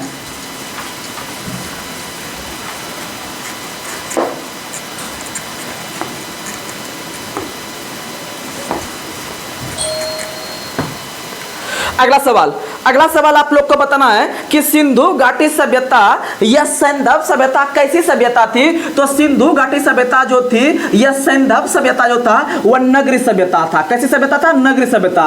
और हड़प्पा सभ्यता जो था यह भी आपका नगरी सभ्यता हो गया। लेकिन क्योंकि हड़प्पा सभ्यता को हम लोग सिंधु सभ्यता के नाम से भी जानते हैं, या सिंधु को हम लोग हड़प्पा सभ्यता के नाम से भी जानते हैं। लेकिन अगर इसके बाद जो सभ्यता का जन्म हुआ था वो था वैदिक सभ्यता। और वैदिक सभ्यता इसको हम लोग जो है कि आर्य सभ्यता के नाम से भी जानते हैं। सब आपको बता चुके हैं, आप लोग को हम फास्ट खींच रहे हैं तो सुनिएगा। तो सिंधु घाटी सभ्यता जो था वह आपका नगरी सभ्यता थी या शहरी सभ्यता थी। लेकिन आप लोग को बता दें कि आर्य सभ्यता या वैदिक सभ्यता जो थी वह एक ग्रामीण सभ्यता थी। कैसी सभ्यता थी, ग्रामीण सभ्यता। आगे बढ़ते हैं, अगला क्वेश्चन बताना है कि कौन सा भारत के अंदर में सिंधु घाटी का सबसे पहला साइट बना जो यूनेस्को की सूची में शामिल हुआ। तो आप लोग बताइएगा धौलावीरा, क्या बताइएगा धौलावीरा। और धौलावीरा जो है वो गुजरात में है। कहां में है, गुजरात में है। और धौलावीरा एकमात्र ऐसा पूरा स्थल है जो 3 हिस्सों में बटा हुआ है। कितने हिस्सों में बटा हुआ है, 3 हिस्सों में बटा हुआ है। और धौलावीरा एकमात्र स्थल है जहां पर स्टेडियम का साक्ष्य मिला है। किसका साक्ष्य मिला है, स्टेडियम, जहां पर क्रिकेटर वगैरह खेलता है ना तो उसको स्टेडियम बोलते हैं। वहीं पर अगर बात करते हैं कि धौलावीरा से पहली बार पानी का भी साक्ष्य मिला है। किसका साक्ष्य मिला है, पानी का। तो ये सब आप याद रखिएगा, एग्जाम में क्वेश्चन आता है। और यही आपका यूनेस्को की सूची में 2021 में शामिल किया गया है। आगे बढ़ते हैं, हड़प्पा सभ्यता का सबसे अधिक पुरातन स्थल जो खोजा गया है आजादी के बाद किस राज्य में, तो गुजरात में। कहां में खोजा गया है, गुजरात में। सिंधु घाटी सभ्यता का सबसे बड़ा पुरातन स्थल, अगर देखिएगा आपको पता है सिंधु घाटी सभ्यता का अगर पूछेगा ओवरऑल सबसे बड़ा कौन सा है, तो सबसे बड़ा मारिएगा मोहनजोदड़ो। क्या मारिएगा, मोहनजोदड़ो। क्या मारिएगा, मोहनजोदड़ो। लेकिन अगर आपसे क्वेश्चन पूछेगा कि भारत के अंदर में स्पेशली पूछेगा कि भारत के अंदर में बताइए सिंधु घाटी का सबसे बड़ा स्थल, तो आप लोग मारिएगा राखीगढ़ी। क्या मारिएगा, राखीगढ़ी। और राखीगढ़ी जो है वह हरियाणा के अंदर में है। कहां में है, हरियाणा के अंदर में। और यह घग्गर नदी के किनारे है। और इसका खोज याद रखिएगा 1963 ईस्वी में सूरजभान के द्वारा। किसके द्वारा, सूरजभान के द्वारा। ये सब याद रखिएगा, इसलिए ध्यान पूर्वक मारना है। अगर क्वेश्चन पूछेगा सिंधु घाटी सभ्यता का सबसे बड़ा स्थल, तो मोहनजोदड़ो मारिएगा। अगर क्वेश्चन पूछेगा सिंधु घाटी सभ्यता का भारत में सबसे बड़ा स्थल, तो राखीगढ़ी मारिएगा। समझ में आ गया। आगे बढ़ते हैं, अगला क्वेश्चन आप लोग को बताना है जूते हुए खेत का साक्ष्य किस जगह से प्राप्त हुआ है? कालीबंगन से। किस जगह से? कालीबंगन से प्राप्त हुआ है, आप लोग याद रख लीजिएगा। और कालीबंगन का शाब्दिक अर्थ होता है काली चूड़ियां, और कालीबंगन का जो आपका क्षेत्र है वह राजस्थान में है। कहाँ में है? राजस्थान में है। ये सीधा क्वेश्चन पूछता है कि इसका संबंध किस राज्य से है। अगला क्वेश्चन, सबसे बड़ा जो आपका मोहनजोदड़ो से प्राप्त हुआ है बृहत स्नानागार। क्या प्राप्त हुआ है? बृहत स्नानागार, याद रखिएगा, या फिर महान अन्नागार प्राप्त हुआ है। आगे बढ़ते हैं कि अग्निकुंड का साक्ष्य कहां से मिला है? तो याद रखिएगा, अग्निकुंड का जो साक्ष्य मिला है वह आपका लोथल से भी मिला है, और लोथल के साथ साथ याद रखिएगा कालीबंगन से। लोथल के साथ साथ कालीबंगन से साक्ष्य मिला है, आप लोग याद रखिएगा। अग्निकुंड का बहुत इंपॉर्टेंट क्वेश्चन है। अग्निकुंड का साक्ष्य लोथल और कालीबंगन से मिला है। आगे बढ़ते हैं, अगला क्वेश्चन बताना है कि नर्तकी की एक कांस्य मूर्ति, नर्तकी की एक कांस्य मूर्ति जो मिली है वह नर्तकी की कांस्य मूर्ति मोहनजोदड़ो से मिली है। कहां से मिली है? मोहनजोदड़ो से। मोहनजोदड़ो से नर्तकी की कांस्य मूर्ति मिली है। नर्तकी की कांस्य मूर्ति जो मिली है मोहनजोदड़ो से। आगे बढ़ते हैं, अगला क्वेश्चन आप लोग को बताना है सिंधु सभ्यता की लिपि कैसी थी? तो सिंधु सभ्यता की लिपि जो थी वह भाव चित्रात्मक थी। कैसी थी? भाव चित्रात्मक थी सिंधु सभ्यता की लिपि। आगे बढ़ते हैं, अगला क्वेश्चन बताना है सिंधु सभ्यता के लोग नगरों और घरों में विन्यास के लिए कौन सी पद्धति अपनाई? ग्रिड पद्धति। कौन सी पद्धति? ग्रिड पद्धति अपनाई, आप लोग याद रखिएगा। आगे बढ़ते हैं, अगला क्वेश्चन, संदर्भ सवासी मिठास के लिए किसका प्रयोग करते थे? शहद का। किसका प्रयोग? शहद का। आगे बढ़ते हैं, मिट्टी से बने हल का साक्ष्य, मिट्टी से बने हल का साक्ष्य, मिट्टी से बने हल का साक्ष्य बनवाली से प्राप्त हुआ है। कहां से प्राप्त हुआ है? बनवाली से प्राप्त हुआ, याद रखिएगा, क्योंकि आप लोग को पता है कि हमारा जो घरवाली होता है वह हल का जो है कि अगर हम पहले का जमाना अगर देखिएगा, कि पहले का जब जमाना देखिएगा आपको 20, 25, 30 साल का पहले का, तो जब आदमी हल चलाने के लिए खेत में जाता था तो खेत में जो है कि खाना लेके जाते थे अपने पति के लिए घरवाली। घरवाली से याद रखिएगा बनवाली, बनवाली से याद रखिएगा हल जोतने वाला। क्या याद रखिएगा? हल जोतने वाला, यानी घरवाली यानी बनवाली। बनवाली यानी कि घरवाली, याद रखिएगा। घरवाली कायल जाता था खेत खाना लेके, तो हल जो वहां पर जो जोतते थे उनके पति इसीलिए जाते थे हल चलाने वाले के लिए या पति के लिए खाना लेकर। याद रखिएगा, घरवाली या बनवाली यानी हल से संबंधित। आगे बढ़ते हैं, अगला क्वेश्चन आप लोग को बताना है, अगला क्वेश्चन आप लोग याद रखिएगा कि मेसोपोटामिया में मेसोपोटामिया के अभिलेख में वर्णित मेलुहा शब्द का अभिप्राय किससे है? तो याद रखिएगा कि मेलुहा शब्द का जो अभिप्राय है वह सिंधु घाटी सभ्यता से है। किससे है? सिंधु घाटी सभ्यता से। मेलुहा शब्द का प्रयोग सिंधु घाटी सभ्यता से। याद रखिएगा, आप लोग को पता है कि पूरे विश्व में विभिन्न प्रकार का आपका सभ्यता है, तो उसमें से सबसे पुराना आपको बताया है मेसोपोटामिया सभ्यता है। मेसोपोटामिया है, और मेसोपोटामिया के इस तरह से पहला हुआ तो अपना जो हम लोग का सिंधु घाटी है वह तीसरे नंबर का है। लेकिन सिंधु घाटी सभ्यता के बारे में जो बताया गया है आपका मेसोपोटामिया में, तो मेसोपोटामिया में कौन सा शब्द का उल्लेख किया गया है आपका सिंधु के लिए? तो मारिएगा मेलुहा। कौन सा शब्द? मेलुहा। आगे बढ़ते हैं, अगला क्वेश्चन, हड़प्पा रावी नदी के किनारे। हड़प्पा रावी, देखिएगा बहुत बच्चा कंफ्यूज करता है, हम भी पहले कंफ्यूज करते थे हड़प्पा और मोहनजोदड़ो में कि कौन कौन से नदी के किनारे है। तो एक दिन बैठ के हम दिमाग लगाए, क्योंकि ना हम इसमें कुछ जुगाड़ लगाए, तो हम जुगाड़ यही लगाए कि होरोहर यानी हड़प्पा जो है वह रावी नदी के किनारे है। और ये जो हड़प्पा है, ये होरोहर जो है हड़प्पा रावी नदी के किनारे, यही हो का खोज जो किया गया है सबसे पहली बार किया गया है। यानी कि सबसे पुराना शहर जो खोजा गया है पहली बार आपका हड़प्पा 1921 में खोजा गया है। कब खोजा गया है? 1921 में। और यह पाकिस्तान के जो है कि साहिवाल जिले में है, पाकिस्तान के साहिवाल जिले में। लेकिन उसके बाद जो मोहनजोदड़ो है, मोहनजोदड़ो का खोज इनके जस्ट एक साल के बाद 1922 में किया गया है। मोहनजोदड़ो का खोज 1922 में किया गया है। और याद रखिएगा, मोहनजोदड़ो भी पाकिस्तान के लड़काना जिला में है, पाकिस्तान के लड़काना जिला में है। याद रखिएगा, मोहन में 9 आता है, मोहन में 9 आता है। और याद रखिएगा कि मोहनजोदड़ो जो है वह जो जब नदी लिखिएगा तो नदी में भी 9 आएगा, और जब जिला लिखिएगा तो जिला में भी 9 आएगा। जिला में भी क्या आएगा? 9। यानी नहीं समझे आपको फिर से हम समझाते हैं, सुनिएगा। आपको जुगाड़ दे रहे हैं, जुगाड़ याद रखिए, अधिक से अधिक जुगाड़े काम देता है एग्जाम में, और ऐसे अटेकरी में एग्जाम नहीं निकलता है। सुनिएगा, आपको हम सबसे पहले ट्रिक दे दिए हॉरोहर यानी हड़प्पा हो गया रावी नदी के किनारे। फिर अगर हम बात करते हैं मोहनजोदड़ो, भाई कौन नदी के किनारे है और कौन जिलों में है, तो आप लोग को बता देते हैं। मोहनजोदड़ो में नो आ रहा है और जिस नदी के किनारे है उसमें भी नो आ रहा है, तो सिंधु नदी के किनारे है तो नो आ रहा है, और जिस जिलों में है उस जिलों में भी नो आ रहा है। तो याद रखिएगा कौन सा जिला है, तो लरकाना जिला है, तो लरकाना में भी नो आ रहा है, यानी 9 बराबर 9 बराबर 9। अब मेरा फैक्ट क्लियर समझ में आ गया। आगे बढ़ते हैं अगला क्वेश्चन देखिएगा। बीच बीच में आपको हम इंटरटेनमेंट नहीं कर रहे हैं क्योंकि हम अधिक से अधिक फैक्ट पे बात कर रहे हैं, और आपको मोटिवेशनल नहीं कर रहे हैं क्योंकि आप लोग को खुद पता है कि आप किस स्थिति से गुजर रहे हैं और कितना लेवल के घर से हैं, या फिर कितना आपका जो आपका रहने का जो आपका जरिया है वो क्या है, या किस स्थिति से आपको घर से पैसा मिल रहा है। अगर आप उसे थोड़ा सा बीच बीच में माइंड में रिकॉल कर लीजिएगा तो शायद पुनः आपका एनर्जेटिक हो जाइएगा, और पुनः जब एनर्जेटिक हो जाएगा तो एक नए जोश के साथ कम से कम 10 पेज को पढ़ लीजिएगा एकदम पूरा दम लगा के, और देखिएगा आपका तैयारी कितना जाता है और एग्जाम नहीं निकलेगा। इसका एग्जाम का यह औकात नहीं है कि एग्जाम नहीं निकलेगा। आगे बढ़ते हैं अगला क्वेश्चन। चुंदोड़ो किस नदी किनारे है, तो चंदोड़ो याद रखिएगा सिंधु नदी के किनारे है। चुंदोड़ो याद रखिएगा सिंधु नदी के किनारे है, और चुंदोड़ो का खोज किया है मैके ने। किसने खोज किया है, मैके ने किया है। चुंदोड़ो का खोज किसने किया है, मैके ने किया है। तो सुनिएगा आपको हम जुगाड़ देते हैं, खोज करता याद करवा देते हैं। चनहुदड़ो का जो खोज किया है वह मैके ने किया है। अब हम आपको जुगाड़ देते हैं कि यह आपको कैसे याद रहेगा।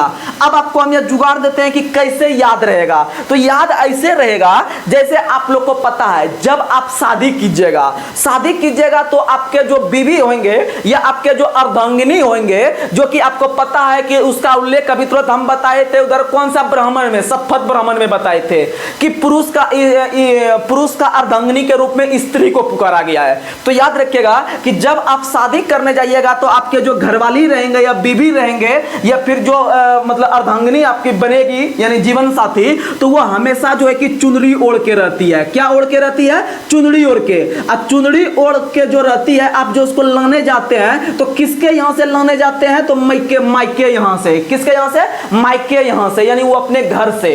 याद रखेगा चुनदड़ो यानी चुनरी यानी कहाँ पे ओढ़ती है, तो वो मायके के यहाँ ओढ़ती है, मायके यहाँ यूज करती है। याद रख लीजिएगा चनुदड़ो मायके यहाँ, चनुदड़ो यानी कि चुनरी यानी मायके, चुनरी यानी मायके। समझ में आ गया, आप लोग को आराम से याद हो जाएगा। तो आप लोग लगातार बनकर रहिएगा तो कोई टेंशन नहीं है। और चनुदड़ो शहर जो है वह भी सिंधु नदी के किनारे है।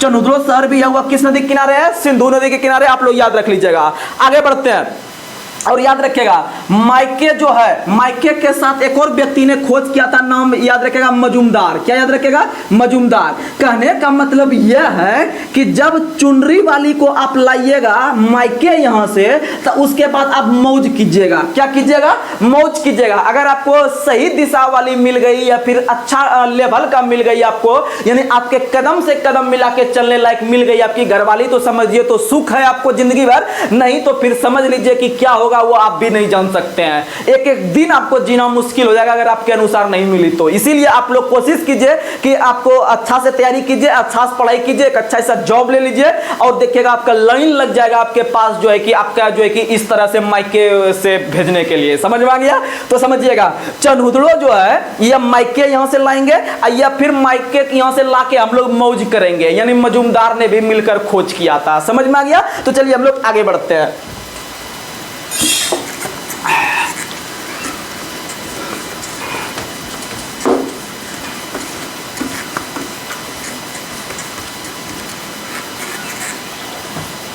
चलिए आगे, अगला क्वेश्चन आप लोग को बताना है कि कालीबंगन जो है वह कौन से जिलों में है या फिर किस राज्य में है। तो आपको जुगाड़ देते हैं, आप जुगाड़ याद रखिएगा। आज के बाद नो टेंशन, कालीबंगन कहां में है नहीं है। तो सुनिएगा, आप लोग को पता है कालीबंगन का मतलब याद रखिएगा, हनुमान जी का जो मुंह होता है वह काला हो गया था। आप लोग को पता है जल के उनका मुंह काला हो गया है, यानी कि काला यानी कालीबंगन याद रख लेना है। और यह जो जो है कि आपका किनका मुंह काला हो गया है, तो हनुमान जी का, बस कम जुगाड़ बन गया। याद रखिएगा हनुमानगढ़ जिला, हनुमानगढ़ जिला राजस्थान, हनुमानगढ़ जिला राजस्थान। याद रखिएगा कि कालीबंगन में जो काला है, काला का मतलब हनुमान जी माइंड में आना चाहिए। क्या आना चाहिए? हनुमान जी। यानी कालीबंगन जो है वह हनुमानगढ़ जिला राजस्थान में है, याद रखिएगा। और कालीबंगन जो है वह घग्गर नदी के किनारे है। किस नदी के किनारे है? घग्गर नदी के किनारे, आप लोग याद रख लीजिएगा। आगे बढ़ते हैं। उसके बाद याद रखिएगा रंगपुर, रंगपुर जो है वह मादर नदी के किनारे है। किस नदी के किनारे है? मादर नदी के किनारे है, आप लोग याद रख लीजिएगा। आगे बढ़ते हैं, आगे बढ़ते हैं। अगला क्वेश्चन आप लोग को बताना है, रोपड़ किस नदी के किनारे है? तो रोपड़ जो है वह सतलज नदी के किनारे है। रोपड़ किस नदी के किनारे है? सतलज नदी के किनारे है। रोपड़ सतलज नदी के किनारे है, याद रख लीजिएगा। यानी जब आपको इसके बारे में ट्रिक देते हैं, तो जब आदमी लोग रंग में आता है, किस में आता है? रंग में आता है। जब रंग में आता है आदमी लोग, तो इस तरह शब्द का भी वो लोग यूज करता है। तो आप लोग समझिएगा इसे कि क्या यूज करता है, नहीं करता है, आप लोग को पता होगा। बस आप लोग याद रख लीजिएगा, बस यहीं तक आप लोग सीमित रखिएगा इस बात को। तो चलिए हम लोग आगे बढ़ते हैं। अगला क्वेश्चन आप लोग को बताना है कि लोथल किस नदी के किनारे है? भोगवा नदी के किनारे। लोथल किस नदी के किनारे है? भोगवा नदी के किनारे। लोथल किस नदी के किनारे है? भोगवा नदी के किनारे, और है गुजरात में। कहां में है? गुजरात में। लोथल किस नदी के किनारे है? भोगवा नदी के किनारे, और याद रखिएगा वह गुजरात में है। उसके बाद आगे बढ़ते हैं। अगला क्वेश्चन है आलमगीरपुर हिंडन नदी के किनारे। आलमगीरपुर जो है वह हिंडन नदी के किनारे है, उत्तर प्रदेश में। आगे बढ़ते हैं। बनमाली किस नदी के किनारे है? रंगोई नदी के किनारे। बनमाली किस नदी के किनारे है? रंगोई नदी के किनारे। बनमाली जो है वह रंगोई नदी के किनारे है। बनमाली किस नदी के किनारे है? रंगोई नदी के किनारे। और पहली बार आपको बताया है कि यहीं से आपका जो है कि बनवाली यानी कि घरवाली, बनवाली यानी घरवाली। घरवाली कब जाती थी खेत आपका खाना लेके? जब आप हल चलाते थे। यानी हल का जो पहला साक्ष्य मिला है बनवाली से। आगे बढ़ते हैं। अगला क्वेश्चन बताना है कि धौलावीरा किस नदी के किनारे है? तो आप लोग को धौलावीरा के बारे में हम बता ही चुके हैं कि धौलावीरा एकमात्र ऐसा स्थल है जिसका उल्लेख यूनेस्को के सूची में है। और याद रखिएगा कि धौलावीरा जो है वह लूनी नदी के किनारे है। किस नदी के किनारे है? लूनी नदी के किनारे है, आप लोग याद रख लीजिएगा। चलिए हम लोग आगे बढ़ते हैं। अगला क्वेश्चन आप लोग को बताना है, किस व्यक्ति ने हड़प्पा और मोहनजोदड़ो को एक आपका जुड़वा राजधानी के रूप में कहा है? तो पिग्गट ने। किसने कहा है? पिग्गट ने। आगे बढ़ते हैं। अगला क्वेश्चन, सिंधु सभ्यता के लोग उर्वरता की देवी मानकर किसकी पूजा किया करते थे? तो याद रखिएगा धरती माता का। किसका? धरती माता का। आगे बढ़ते हैं। स्वास्तिक चिन्ह जो होता है, आपको बार बार बताते हैं, स्वास्तिक चिन्ह जो होता है यह किसका देन है? यह हड़प्पा सभ्यता का देन है। किसका देन है? हड़प्पा सभ्यता का देन है। और इससे सूर्योपासना की जो है कि हम लोग इच्छा रखते हैं, सूर्योपासना की इच्छा रखते हैं। आगे बढ़ते हैं। अगला क्वेश्चन बताना है, सिंधु घाटी सभ्यता के लोगों के लिए विशेषकर पूजनीय पशु कौन बन गया था? तो एक कुबड़ वाला सांड। कौन बन गया था? एक कुबड़ वाला सांड। आगे बढ़ते हैं। अगला क्वेश्चन बताना है कि सिंधु घाटी सभ्यता जो थी वह मातृसत्तात्मक थी। कैसी थी? मातृसत्तात्मक। आगे बढ़ते हैं। अगला क्वेश्चन बताना है कि सिंधु घाटी सभ्यता के लोग किससे परिचित नहीं थे? तो याद रखिएगा तलवार से परिचित नहीं थे। किससे परिचित नहीं थे? तलवार से परिचित नहीं थे। आगे बढ़ते हैं। अगला क्वेश्चन बताना है, आग में पकी हुई मिट्टी को क्या कहा जाता था? तो आग में पकी हुई मिट्टी को टेराकोटा कहा जाता था। क्या कहा जाता था?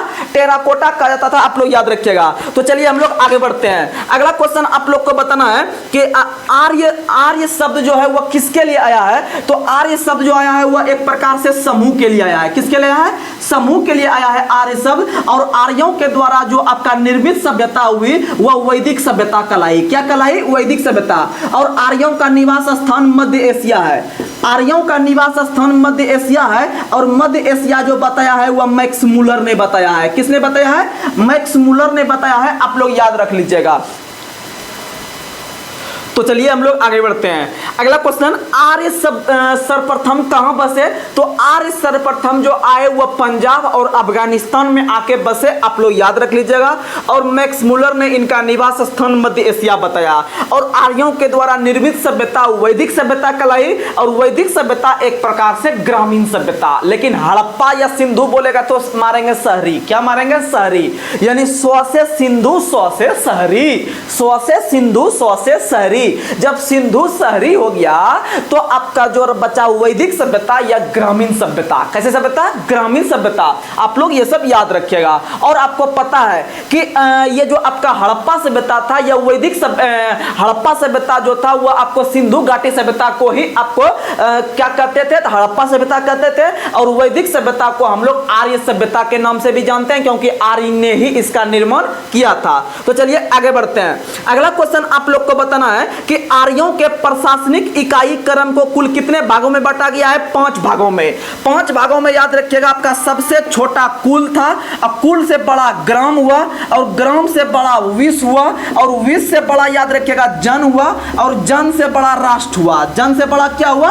राष्ट्र हुआ। आप लोग याद रख लीजिएगा। और कुल जो हुआ, कुल को हम लोग परिवार भी बोलते हैं। कुल को क्या बोलते हैं? परिवार बोलते हैं। और याद रखिएगा पूरे देश का सबसे बड़ा राष्ट्र कहलाता है। कुल 5 भागों में। आगे बढ़ते हैं। अगला क्वेश्चन आप लोग को बताना है। अगला क्वेश्चन कि गोचर भूमि का अधिकारी कौन होता था? वाचपति। गोचर भूमि का अधिकारी कौन होता था? वाचपति होता था। गोचर भूमि का अधिकारी कौन होता था? वाचपति होता था। और याद रखिएगा अपराधी को पकड़ने के लिए, अपराधी को पकड़ने के लिए, अपराधी को पकड़ने के लिए जो कि किसका प्रयोग किया जाता था? अपराधी को पकड़ने वाले को उग्र कहते थे। क्या कहते थे? उग्र। क्योंकि जो व्यक्ति उग्र होता है उसी व्यक्ति को हम लोग जो है कि कमांड देते हैं अपराधी को पकड़ने के लिए। इसीलिए कहता है कि लोहा लोहे को काटता है। यानी उग्र व्यक्ति, नहीं कहते हैं उग्रवादी दल का नेता, यानी कि हमेशा जो है कि मार धाड़ करने वाला आदमी रहता है। इसीलिए बोलते हैं कि जो अपराधी है उसी को भेजो पकड़ने के लिए, जो है कि उग्र व्यक्ति को ही। समझ में आ गया? आगे बढ़ते हैं। अगला क्वेश्चन बताना है। अगला क्वेश्चन, युद्ध में कबीले का नेतृत्व कौन करता था? राजा। कौन करता था? राजा। और युद्ध के लिए गवष्टि शब्द का जो प्रयोग होता था गाय के लिए। किसके लिए? गाय के लिए।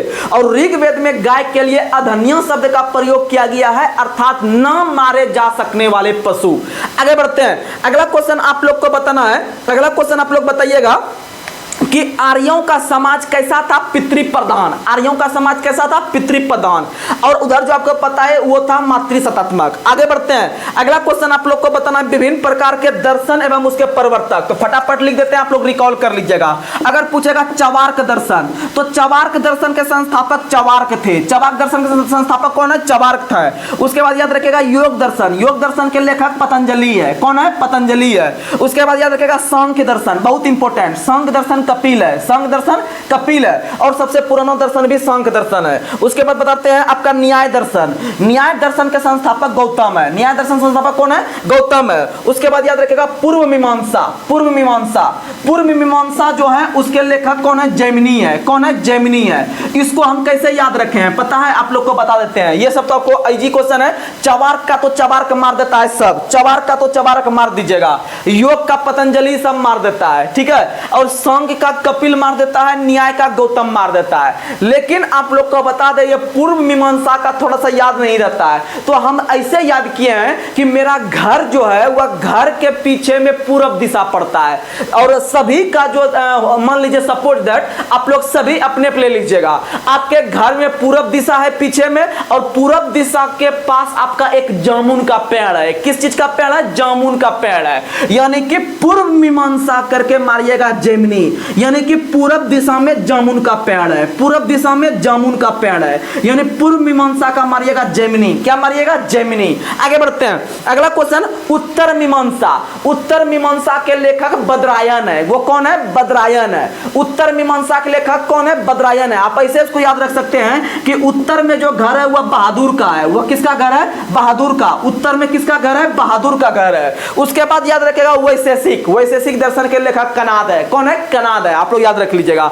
आगे बढ़ते हैं। जीवन भर अविवाहित रहने वाली महिला को अमाजू कहा जाता है। क्या कहता है? अमाजू। आगे बढ़ते हैं। अगला क्वेश्चन, आर्यों का मुख्य पेय पदार्थ सोमरस था। क्या था? सोमरस था।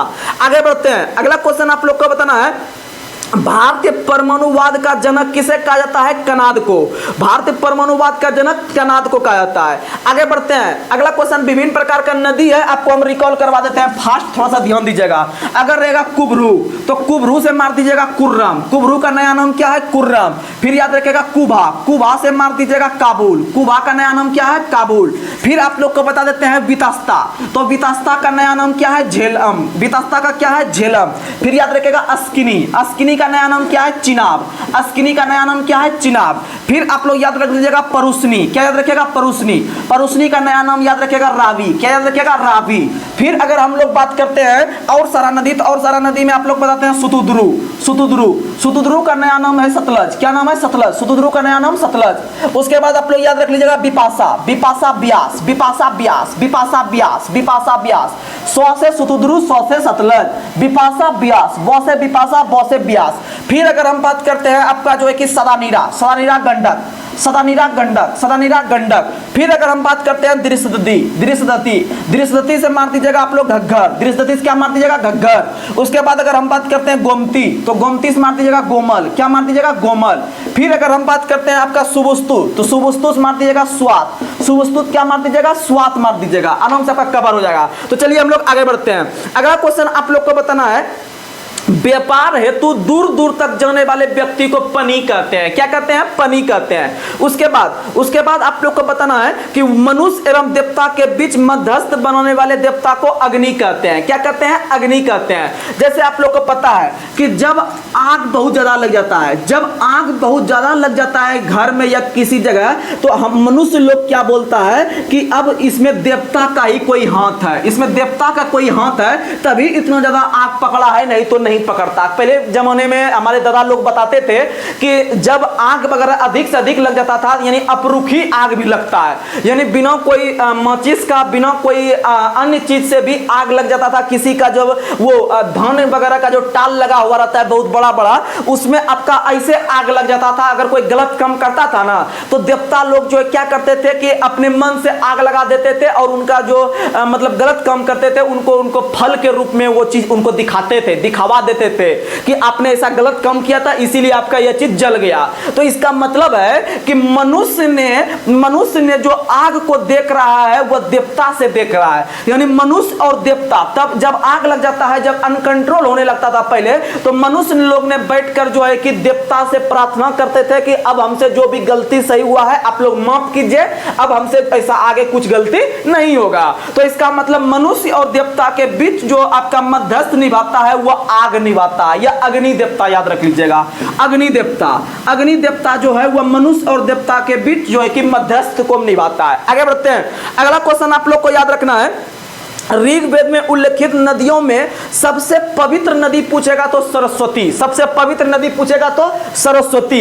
और याद रखिएगा हमारा जो गंगा जी है, गंगा जी का उल्लेख एक बार, गंगा जी का उल्लेख एक बार, और गंगा जी का उल्लेख एक बार तो 100 से सर्वाधिक बार पूछेगा तो 100 से मारेंगे सिंधु। क्या मारेंगे? सिंधु। यानी गंगा का उल्लेख एक बार, सर्वाधिक बार सिंधु का, और सबसे महत्वपूर्ण या पवित्र नदी पूछेगा तो मारेंगे सरस्वती। अगर आपसे पूछेगा कि 3 बार किसका हुआ है, तो 3 बार हुआ है आपका यमुना का। 3 बार किसका हुआ है? यमुना का। 3 अक्षर यमुना में है, याद रख लीजिएगा। आगे बढ़ते हैं। अगला क्वेश्चन आप लोग को बताना है, अगला क्वेश्चन याद रखिएगा कि युद्ध का नेता और वर्षा का देवता इंद्र को कहा जाता है। नहीं कहा जाता है कि अब इंद्र भगवान पे ही निर्भर है, अगर बारिश अच्छा से हुआ तो फसल पड़े अच्छा लगेगा, नहीं तो नहीं लगेगा। यानी वर्षा के देवता इंद्र भगवान को कहा जाता है। उसके बाद आपको देवता और मनुष्य के बीच बता दिया आपको अग्नि। उसके बाद आप लोग को बता देते हैं आकाश का देवता जो कहा जाता है धौ। आकाश का देवता धौ। आकाश का देवता धौ। आकाश का देवता धौ को कहा जाता है। और याद रखिएगा सबसे पुराना देवता जो है, सबसे पुराना देवता जो है वह धौ है। वो क्या है? धौ है। आगे बढ़ते हैं, क्योंकि आप लोग को बता दे कि हम लोग का सबसे पुराना आदत क्या है? धौ, किसी काम को धौ कर देना, धौ दिखाएंगे ना। हम आपको बोल रहे हैं याद करने के लिए, आप अपने मन में सोचते हैं धौ कितना बोलता है, कुछ नहीं होने वाला है। लेकिन आप ये जो धौ बोल रहे हैं, यह धौ समझिए बहुत बड़ा चीज है, क्योंकि धौ जो है वह सबसे पुराना देवता है। अगर आप इस तरह से धौ शब्द का प्रयोग कर रहे हैं तो समझ सकते हैं आप किन के साथ धोखा कर रहे हैं। इसीलिए याद रख लीजिएगा, आपको याद के लिए बता रहे हैं कि सबसे पुराना देवता जो है वह धौ है। और हम लोग का सबसे पुराना आदत क्या है? धौ बोलने का। समझ में आ गया? किसी भी काम को। आगे बढ़ते हैं। अगला क्वेश्चन आप लोग बताइएगा कि प्रगति व उत्थान का देवता उषा, प्रगति व उत्थान का देवता कौन है? उषा। उसके बाद विपत्तियों को हारने वाला देवता अश्विन, विपत्ति को अश्विन, क्योंकि आपको पता है कभी कभी जब आपका आईपीएल में जो अश्विन चुनाया हुआ आईपीएल टीम में है या फिर भारत के लिए जब खेलते हैं तो क्या करते हैं कि सब बल्लेबाज जब टॉप ऑर्डर के आउट हो जाते हैं तब अश्विन ने आके छक्का उक्का लगाना शुरू करते हैं मूड में आके, यानी जो टीम पे जो विपत्ति आ गया था, टीम पे जो विपत्ति आ गया था, इस विपत्ति को हारने का काम अश्विन ने किया। किसको किया? अश्विन ने, यानी विपत्ति का देवता अश्विन, विपत्ति का देवता अश्विन, विपत्ति का देवता अश्विन। जो क्रिकेट से संबंध रखते होंगे उनको अश्विन के बारे में माइंड में बात फिट हो गया होगा। आगे बढ़ते हैं, अगला क्वेश्चन आप लोग को बताना है पशुओं का देवता किसे कहा जाता है? पूषण को। पशुओं का देवता पूषण को, पशुओं का देवता पूषण, यानी प से पशु प से पूषण, प से पशु प से पूषण, प से पशु प से पूषण, याद रखिएगा। आगे बढ़ते हैं, विश्व के संरक्षक एवं पालनकर्ता, विश्व के संरक्षक एवं पालनकर्ता के नाम से हम लोग जानते हैं विष्णु भगवान को। किसे जानते हैं? विष्णु भगवान को। और याद रखिएगा आंधी तूफान का देवता अगर पूछेगा, आंधी तूफान का देवता, तो आप लोग को पता है जब आंधी तूफान आता है तो अधिकतर पेड़ पौधा और अधिकतर आदमी मर जाता है। क्या होता है? मर जाता है, अर्थात मरुत। क्या याद रखिएगा? मरुत, यानी आंधी तूफान के देवता मरुत, आंधी तूफान के देवता मरुत। लेकिन वर्षा का देवता इंद्र, वर्षा का देवता किसे कहता है? इंद्र को। आप लोग याद रख लीजिएगा।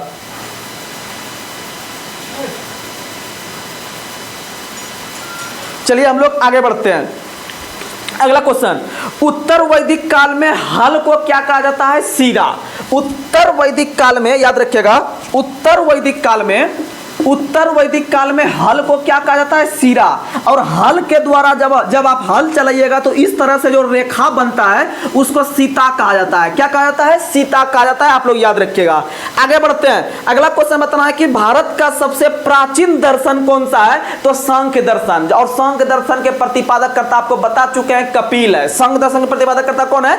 कपिल है। और न्याय दर्शन का गौतम है। अगला क्वेश्चन आप लोग बताइएगा, सत्यमेव जयते कहां से लिया गया है? मुंडकोपनिषद से। कहां से लिया गया है? मुंडकोपनिषद से लिया गया है। आप लोग याद रखिएगा। तो चलिए हम लोग अब क्वेश्चन कुछ ज्योग्राफी वगैरह का कर लेते हैं जो कि इंपॉर्टेंट क्वेश्चन होता है। बस आप लोग लगातार बनकर रहिएगा, एग्जाम में गारंटी है कि आपको इतना अच्छा तैयारी करवा देंगे। जो बिहार एसएससी या सीजीएल 4 का आशा देख रहे हैं, ये समझिए आपको जीके जीएस से 75 क्वेश्चन होता है। 75 क्वेश्चन में अगर आप लगातार बनिएगा तो 60 क्वेश्चन आपको पक्का सही करवा देंगे। जब आप एग्जाम देकर आइएगा 75 क्वेश्चन का जीके का सिर्फ अगर हम बात करते हैं तो आप जब मिलाइएगा घर पे तो आपका पक्का 60 क्वेश्चन सही हो रहा होगा। आपको हम गारंटी देते हैं, क्योंकि हम सीजीएल 4 का अगर बात करते हैं, सीजीएल 4 में भी हम जीके में अधिक से अधिक मारे हैं और मेरा रैंक आपका 1500 रैंक है। भले मेरा सिलेक्शन नहीं हुआ सीजीएल 4 में, ऑनर्स होने के कारण हिस्ट्री नहीं, तो आज हम भी सचिवालय सहायक में रहते अगर मेरा 1200 के अंदर रैंक रहता तो।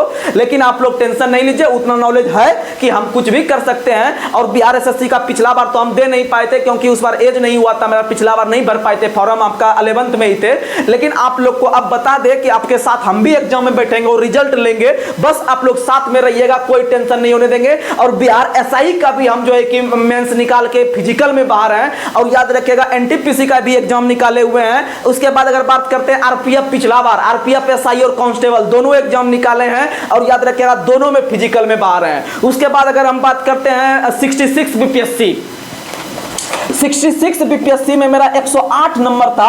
66 बीपीएससी 2020 में जो एग्जाम हुआ था, पहला फॉर्म मेरा ऑनर्स होने के बाद पहला फॉर्म यही भरे थे। उसके बाद आपका जो है कि एसआई वगैरह भरे थे। तो आप लोग को बता दे 2019 के लास्ट में मेरा रिजल्ट आया था आपका।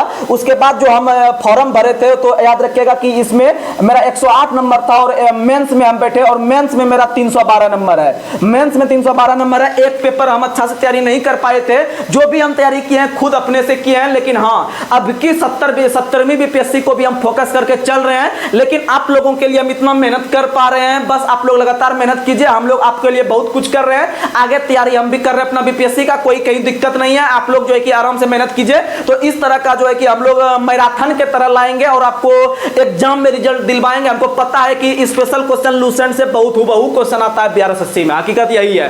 तो आप लोग लगातार बनकर रहिएगा। तो चलिए कुछ क्वेश्चन हम ज्योग्राफी का देख लेते हैं, तो फिर आज के सेशन को हम समाप्त करेंगे, क्योंकि बहुत सारा ड्यूटी का भी टाइम हो जाता है और जो है कि और अपना भी पढ़ना होता है, तो इसीलिए आप लोग टेंशन नहीं लीजिए। अगले महीना डिजिटल बोर्ड वगैरह जब लाएंगे तो आप लोग के लिए जो है कि बहुत कुछ हम करेंगे, मैराथन वगैरह। लेकिन हाँ, एग्जाम में बहुत सारा आपको फायदा करेगा, ये तो बात हकीकत है, आप मानिए ना मानिए, लेकिन एग्जाम में आपको फायदा करेगा। या फिर आप कहीं सेट लगाने जाते होंगे तो आपको अपने आप में अंतर लग रहा होगा, यही हकीकत है। चलिए हम लोग जो है कि आगे बढ़ते हैं। तो आप लोग को बताना है उपसौर की स्थिति कब होती है। तो उपसौर की स्थिति और अपसौर की स्थिति सुनिएगा, आपको हम जुगाड़ देते हैं। उपसौर, एक होता है उपसौर, एक होता है अपसौर, एक होता है उपसौर और एक होता है अपसौर। अगर उपसौर पूछेगा तो याद रखिएगा, ये जो होता है सूर्य और पृथ्वी के संदर्भ में, सूर्य और पृथ्वी के संदर्भ में, और ये भी होता है आपका सूर्य और पृथ्वी के संदर्भ में, सूर्य और पृथ्वी के संदर्भ में। तो सुनिएगा, यानी कि अगर पहले इसको देख लेते हैं, अगर सूर्य और पृथ्वी, अगर सूर्य और पृथ्वी मान लीजिए, अगर सूर्य और पृथ्वी के बीच की दूरी जब अधिक रहेगा, क्या रहेगा, अधिक रहेगा, जब पृथ्वी और सूर्य के बीच की दूरी अधिक रहेगा तो उसको हम लोग अपसौर कहते हैं। और सूर्य और पृथ्वी की दूरी जब नजदीक रहेगा तो इसको हम लोग उपसौर कहेंगे। क्या कहेंगे, उपसौर कहेंगे। देखिए एग्जाम में जो क्वेश्चन आता है वो बनवा देंगे, आपको टेंशन नहीं लीजिएगा। तो सुनिएगा, उपसौर और अपसौर, तो आपको हम याद कैसे रहेगा, ये तो हम जान गए कि जब सूर्य और पृथ्वी अधिक दूरी पर रहेगा एक दूसरे से तो उसको अपसौर कहेंगे, और जब दोनों एक दूसरे के नजदीक रहेगा तो उसको उपसौर कहेंगे। ये तो हम खूब पढ़े हैं, लेकिन एग्जाम में आता है तो हम कंफ्यूज कर जाते हैं। वो वाला कंफ्यूजन दूर कीजिए, जो हम हमेशा के लिए टेंशन फ्री हो जाए ये वाला क्वेश्चन में। तो कोई बात नहीं, आपके साथ हम हैं तो फिर आप टेंशन क्या है। तो सुनिएगा, तो यहां देखिए, ये दोनों में से ये तीनों चीज, ये जो तीन अक्षर है लास्ट का, ये तीन अक्षर कॉमन मिल रहा है। क्या मिल रहा है, कॉमन मिल रहा है। और ये दोनों अक्षर से जब तुलना करते हैं तो ये वाला अक्षर थोड़ा सा छोटा दिख रहा है, हमको नहीं दिख रहा है, थोड़ा सा छोटा है, और ये थोड़ा सा बड़ा है। ये नहीं जाइएगा कि ओ आ में पहले ये आता है तो पहले ये आता है, नहीं, आप समझिएगा, ये ओ लिखते हैं इस तरह से करके, इस तरह से करके, यानी तो ये बड़ा हो गया, और ये जो है शर्ट से ऐसे मार देते हैं, कम में मेरा खत्म हो गया। यानी कि जब सूर्य और पृथ्वी जब नजदीक रहेगा तो ये दो छोटका मारेंगे, नजदीक में क्या मारेंगे, छोटका, यानी उपसौर। क्या मार देंगे, उपसौर। जब नजदीक रहेगा एक दूसरे को तो उपसौर मारेंगे, जब नजदीक वाला उपसौर ले लिया तो बड़ा वाला मार देंगे दूर, अर्थात इसमें मार देंगे जब दूर रहेगा। क्या रहेगा, दूर रहेगा। और याद रखिएगा, उपसौर की स्थिति ये तो हम कंफर्म हो गए, लेकिन इन दोनों में एक को डेट भी पूछ देता है। वो डेट बा कैसे मारेंगे, वो दिन पूछ देता है। एगो 3 जनवरी आता है, एगो 4 जुलाई आता है। वो वाला बता दीजिए कैसे होगा। ये वाला तो आप सेट करवा दिए, लेकिन ये कैसे होगा, तो आप ये भी सुनिए। जैसे आपको पता है, आप जनवरी से शुरू करते हैं, आप दिसंबर तक महीना जाते हैं, तो उसमें से जो आपको पहले मिलेगा 3 जनवरी मिलेगा। पहले क्या मिलेगा, 3 जनवरी। और दूर में जाइएगा, तनिक दूर में जब जाइएगा तो दूर में मिलेगा 4 जुलाई। दूर में क्या मिलेगा, 4 जुलाई। तो दूर वाला के साथ 4 जुलाई ले लेंगे और नजदीक वाला के साथ 3 जनवरी ले लेंगे। क्या ले लेंगे, 3 जनवरी। अब बताइए कि दोनों में डिस्टेंस कितना कितना होता है। तो जब दूर वाला स्थिति रहता है तो इसमें होता है आपका जो है कि 15.21 करोड़ किलोमीटर, 15.21 करोड़ किलोमीटर दोनों के बीच की दूरी। और जब नजदीक रहता है तो इसमें होता है आपका 14.71 करोड़ किलोमीटर लगभग। समझ में आ गया, ये सब चीज हो गया। अच्छा चलिए, ये तो हो गया, लेकिन एक और क्वेश्चन आता है भैया, वो भी बता दीजिए हमको, उपभू और अपभू। तो सुनिएगा, एक आता है उपभू, एक आता है अपभू, एक आता है अपभू। बस वही चीज करना है। यहां पर हम देखे थे उपसौर और अपसौर, तो ये देखे थे सूर्य और पृथ्वी के संदर्भ में। लेकिन उपभू और अपभू में हम देखेंगे अब किसके किसके संदर्भ में। तो आप लोग याद रखिएगा, अब देखेंगे छोटका छोटका, पृथ्वी और चंद्रमा, पृथ्वी और चंद्रमा। यहां भी देखेंगे पृथ्वी और चंद्रमा, ये दोनों के बीच की दूरी अब इसी तरह से रिलेशन के तरह चलेंगे। तो ओ और उ, बस वही कंडीशन है, यानी छोटका के साथ छोटका। जब पृथ्वी और चंद्रमा जो है कि नजदीक में रहेगा, क्या रहेगा, नजदीक में, तो उसको उपभू कहेंगे। और जब ये दोनों आपस में दूर में रहेगा सबसे अधिक दूरी पे, तो उसको अपभू कहेंगे। क्या कहेंगे, अपभू। तो ये सब आपका नॉर्मल क्वेश्चन था, लेकिन आपको ये बहुत सारे छात्र को दिक्कत होता होगा, हमें भी दिक्कत होता था, लेकिन इस तरह से जब जुगाड़ हम ढूंढे तो हमको बहुत फायदा हो रहा है। और एग्जाम में एकदम 100% धर के क्वेश्चन मारते हैं। नहीं तो आपको हम बताते हैं अपना एक्सपीरियंस कि लगभग हम 10 एग्जाम में रिजल्ट दिए हुए हैं, और 10 एग्जाम में कंफ्यूजन ऐसा 5 क्वेश्चन जरूर आता है जब बाहर निकल के आपको अफसोस के सिवा कुछ नहीं देगा कि अरे यार ये तुम मिस करती है, ये मिस करती है। पूछ रहा था ये हम मार के आ गए, ये इसलिए आप हड़बड़ी नहीं कीजिएगा। किसी भी क्वेश्चन को शांतिपूर्वक ढंग से अटेम्प्ट कीजिएगा, पूरा क्वेश्चन पढ़िएगा, चारों ऑप्शन देखिएगा, आराम से आपका क्वेश्चन सही होगा और 5 नंबर मायने रखता है किसी भी एग्जाम के लिए। तो चलिए हम लोग आगे बढ़ते हैं।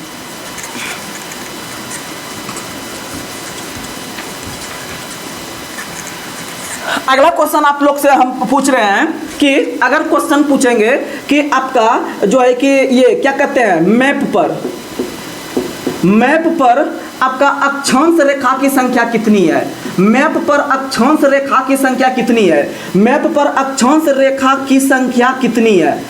मैप पर अक्षांश रेखा की संख्या कितनी है। तो आप लोग के माइंड में कभी कभी आंसर अब आने लगेगा 179 है, किसी के माइंड में आएगा आंसर 180 है, किसी के माइंड में आएगा आंसर 181 है और किसी के माइंड में आंसर आएगा 360 है। कितना है 360। 360 तो नहीं आएगा, लेकिन ये तीनों में पक्का जो है कि इधर उधर होता होगा, बात हकीकत है। लेकिन आप लोग जो है कि आज के बाद गलती नहीं कीजिएगा, आपको हम समझा देते हैं, आप समझने का प्रयास कीजिएगा जो है कि, क्योंकि अधिकतर क्वेश्चन जो है कि आप लोग को कंफ्यूजन होता होगा, लेकिन आज के बाद कंफ्यूजन नहीं होगा। तो सुनिएगा, अगर क्वेश्चन पूछे कि हमारा जो आपका मैप है उसमें अक्षांश रेखा की संख्या कितनी है। एक दिन हम पूरा फाउंडेशन की तरह 1 घंटा का क्लास लेंगे, आपको अक्षांश देशांतर सब बता देंगे एकदम पूरी तरह से, आप टेंशन नहीं लीजिए।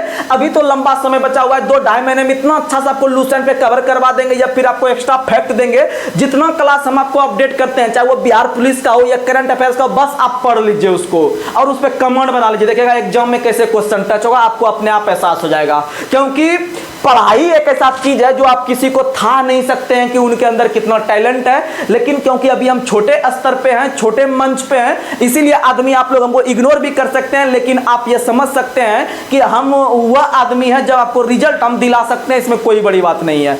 चलिए आगे बढ़ते हैं। अगर देखिएगा, ये हो गया एक मैप। मैप जो होता है, मैप अर्थात नक्शा, क्या हो गया नक्शा, या फिर इसी को हम लोग बोल सकते हैं मानचित्र बोल सकते हैं। क्या बोल सकते हैं मानचित्र। आप लोग देखते होंगे, आप लोग एक होता है मैप, आप लोग जो रूम में लगाते हैं ऐसे करके दीवार में जो चिपकाते हैं पूरा मैप, ये भारत का है मानचित्र, ये इसका है, इधर ये है, इधर ये है, ये है, ये आपका नक्शा हो गया। इसी को हम लोग कहते हैं मैप या इसी को मानचित्र कहते हैं। क्या कहते हैं मानचित्र। लेकिन एक क्वेश्चन और यहाँ पर आता है, एक देखते होंगे कि एक ग्लोब बना हुआ रहता है। क्या बना हुआ रहता है, एक ग्लोब बना हुआ रहता है और इस तरह से आप इसको जो है कि इधर से उधर घुमा के यहाँ पर देखते हैं भारत का चित्र है, यहाँ पर ये है, ये है, ये है, वो है, आप बहुत सारा चीज देखते होंगे। ये इसको हम लोग कहते हैं क्या, तो इसको हम लोग ग्लोब कहते हैं। क्या कहते हैं, ग्लोब कहते हैं, या इसी को एटलस कहते हैं। क्या कहते हैं, एटलस कहते हैं। तो ये सब चीज होता है, को हम बताते हैं यहाँ पर कितना होता है अक्षांश रेखा की संख्या मैप पर, और यहाँ पर कितना होता है, आप लोग ध्यान से समझने का प्रयास कीजिएगा। तो चलिए हम आपको एक ब्रीथ के माध्यम से समझाने का प्रयास करते हैं, तो आप लोग अपने समझ लीजिएगा। तो सुनिएगा, पहले हम इनको डील करते हैं फिर उन पे चलेंगे। तो सुनिएगा, जैसे आप लोग को पता है यह एक प्रकार का 360 डिग्री होता है, इस तरह से होता है कि नहीं होता है, बिल्कुल होता है। और यह जो होता है इसके बीचों बीच एक तरह से 0 डिग्री खींचा जाता है। सबसे पहले आप लोग को हम बेसिक थोड़ा दे देते हैं कि जब आप इस तरह का चीज देखते होंगे तो इसमें से जो ऐसे करके सूता हुआ वाला लाइन जो होता है, सूता हुआ वाला मतलब है कि जो टेढ़ा वाला लाइन रहता है क्षैतिज दिशा में जो रहता है, हॉरिजॉन्टल जो रहता है, इसी को हम लोग अक्षांश रेखा कहते हैं। ऐसे करके जितना भी देंगे ना, ऐसे करके ये सब अपने आप में अक्षांश रेखा है। ये ऊपर में भी देंगे तो ये अपने आप में अक्षांश रेखा, यानी इस सुतलका वाला को अक्षांश रेखा कहते हैं। तो भैया इस तरह से जब देंगे हम ऐसे करके, तो इसको हम लोग देशांतर कहेंगे। क्या कहेंगे, देशांतर। तो फिलहाल अभी हम देशांतर पे बात नहीं करेंगे, फिलहाल हम अक्षांश रेखा के बात करेंगे। ये मेरा लास्ट टॉपिक है आज का, क्योंकि आगे फिर और कुछ समय करने के लिए है, तो आप लोग आराम से समझिएगा, आप लोग टेंशन नहीं लीजिएगा, बहुत अच्छी समझ लीजिएगा। शॉर्ट में समझाएंगे लेकिन अच्छा समझ लीजिएगा, आगे हम डिटेल भी आपको देंगे। तो सुनिएगा, तो इस तरह से जो रेखा खींचा हुआ रहता है 0 डिग्री, इसको हम लोग कहते हैं, क्या कहते हैं, 0 डिग्री अक्षांश बोलते हैं, या इसको हम लोग क्या बोल सकते हैं, भूमध्य रेखा बोल सकते हैं, या इसको विषुवत रेखा बोल सकते हैं, या इसी को इंग्लिश में इक्वेटर बोला जाता है। क्या बोला जाता है, इक्वेटर बोला जाता है। समझ में आ गया। और याद रखिएगा, यह जब इस तरह से आप खींचिएगा ऐसे करके, तो उसके बाद जब आप धीरे धीरे धीरे धीरे ऊपर की ओर बढ़िएगा तो इस तरफ बढ़ते बढ़ते बढ़ते बढ़ते यहाँ पर आपको ध्रुव मिल जाएगा या पोल मिल जाएगा, ध्रुव मिल जाएगा या पोल मिल जाएगा, और इसको हम लोग 90 डिग्री कहते हैं। क्या कहते हैं? 90 डिग्री। आप समझिएगा, यह जब आप रेखा ऐसे करके खींचते हैं, इसको पहले मिटा देते हैं। अब जब यह रेखा आप ऐसे करके खींचते हैं इसको यहाँ 0 डिग्री पे, तो यहाँ से जब आप 90 डिग्री का यहाँ पर जब एंगल आप इसको ऐसे ड्रॉ कीजिएगा तो यहाँ पर आपका 90 डिग्री का एंगल बटेगा। 90 डिग्री का बटेगा नहीं बटेगा? और 90 डिग्री को हम लोग बराबर में एक एक डिग्री के अंतराल पे हम लोग बांट देंगे। तो यहाँ से लेकर यहाँ तक 90 डिग्री हुआ कि नहीं हुआ? ये 90 डिग्री हुआ और ये 0 डिग्री हो गया। तो इस तरह से जो 90 डिग्री हुआ, आपस में आप इसको आप काट दीजिए एक एक डिग्री के अंतराल पे। कितना डिग्री के अंतराल पे?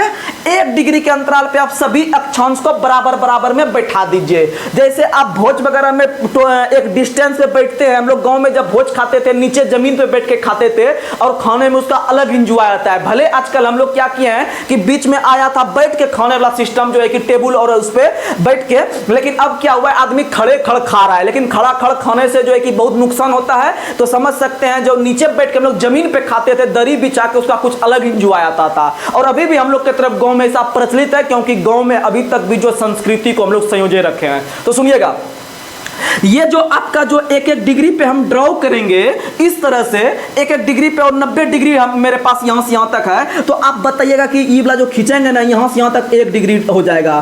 फिर यहाँ से जो है कि दूसरा वाला खींचेंगे, पूरा इसको ड्रॉ कीजिएगा। तो इस तरह 2 डिग्री यानी कि 2 डिग्री पे 2 हो जाएगा, 3 डिग्री पे 3 हो जाएगा, 4 डिग्री पे 4 हो जाएगा, 5 डिग्री पे 5 हो जाएगा। इस तरह करते करते करते आप जब यहाँ पर पहुंचिएगा, आप 89 तक पहले आपको कवर करवा देते हैं। तो यहाँ पर आप बोलिएगा 89 हो गया। कितना हो गया? 89 डिग्री पे 89 को लाइन पूर गया।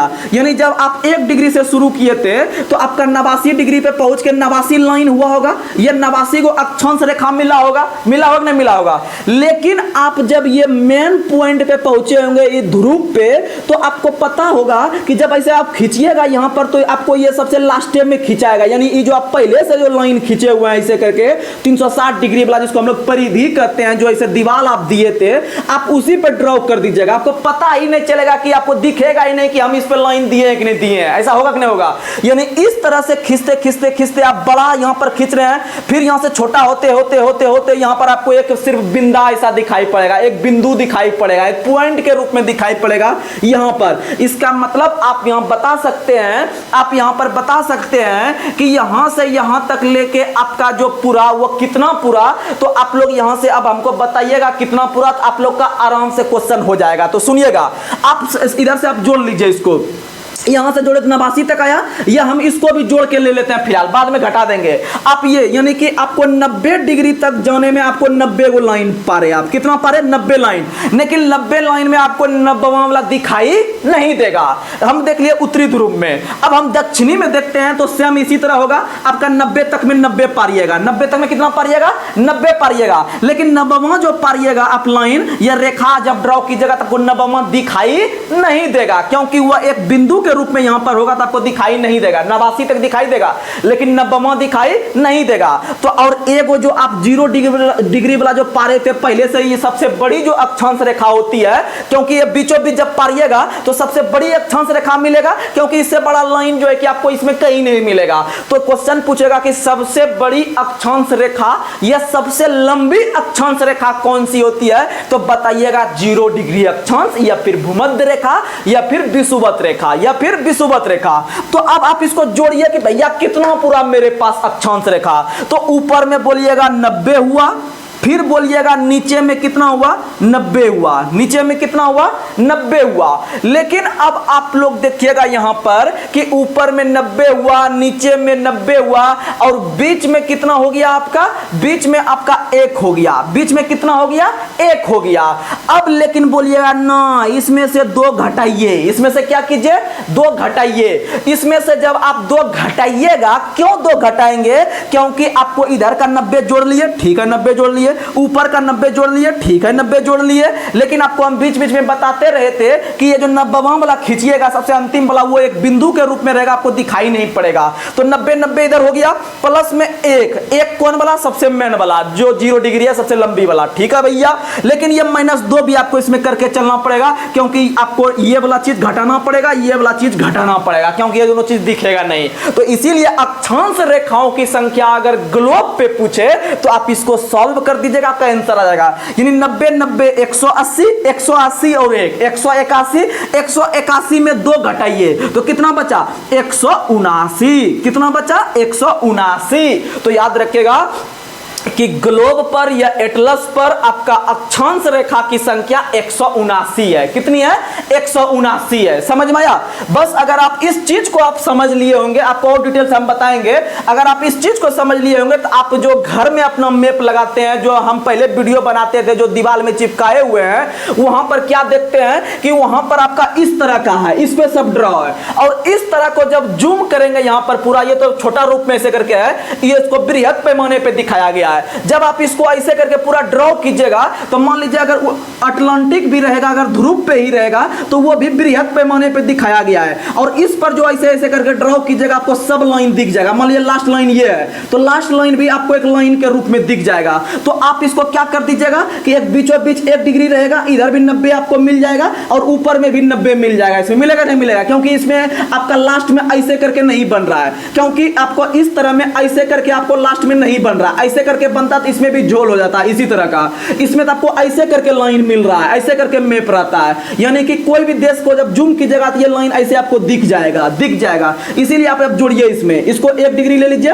अब इसमें हम ले रहे हैं आप किस पे, नक्शा पे या मानचित्र पे ले रहे हैं या मैप पे ले रहे हैं, तो इधर से ऊपर आपको 90 साफ साफ वाला दिख जाएगा, 90 एकदम साफ साफ दिख जाएगा, नीचे भी आपको 90 साफ साफ दिख जाएगा, और यह 1 वाला भी आपको साफ साफ दिख जाएगा। इसमें 2 घटाने की आवश्यकता नहीं है, क्योंकि इसमें आपको एकदम क्लियर पूरा सब चीज दिख रहा है। समझ में आ गया। जोड़िए, आंसर मारिए, 90 90 180 181 181, तो आपको 2 आंसर प्राप्त हुआ। समझ लीजिए। अगर आपसे क्वेश्चन पूछे नक्शा पर या मानचित्र पर आपको कितने अक्षांश रेखा होती है, तो भैया 181, और ग्लोब पर, अच्छा गोलका वाला पर, अच्छा ये एटलस पर जो घूमने वाला रहता है, स्टाइलिश वाला रहता है, तो अच्छा उस पे तो गोल वाला रहेगा, तो ऊपर पे दिखाई ही नहीं पड़ेगा, एक एक गो झोल हो जाएगा। इसका मतलब 90 90 180, लेकिन आपको पता है ऊपर और नीचे से दोनों एक एक गो माइनस करेंगे, एगो बीच वाला जोड़ेंगे, यानी कि एगो 2 गो हो गया यहाँ पर 90 90 180 180, उसके बाद फिर एगो ये जोड़ लेंगे, हो गया 181 181 में ये वाला और ये वाला घटा लेंगे, यानी हो गया 179। क्या हो गया 179। तो आप लोग ये सब याद रखने का प्रयास कीजिएगा। याद नहीं आप लोग किसी को समझा भी सकते हैं, आराम से क्लियर हो जाएगा। तो चलिए आज के सेशन को हम यहीं पर समाप्त कर रहे हैं। आगे भी मैराथन क्लास लाएंगे, लेकिन आप लोग को जितना हम क्लास आपको अपडेट करते हैं, आप लोग आराम से जो है कि कवर करने का प्रयास कीजिएगा। तो चलिए आज के सेशन को हम यहीं पर समाप्त कर रहे हैं। तब तक के लिए जय हिंद जय भारत।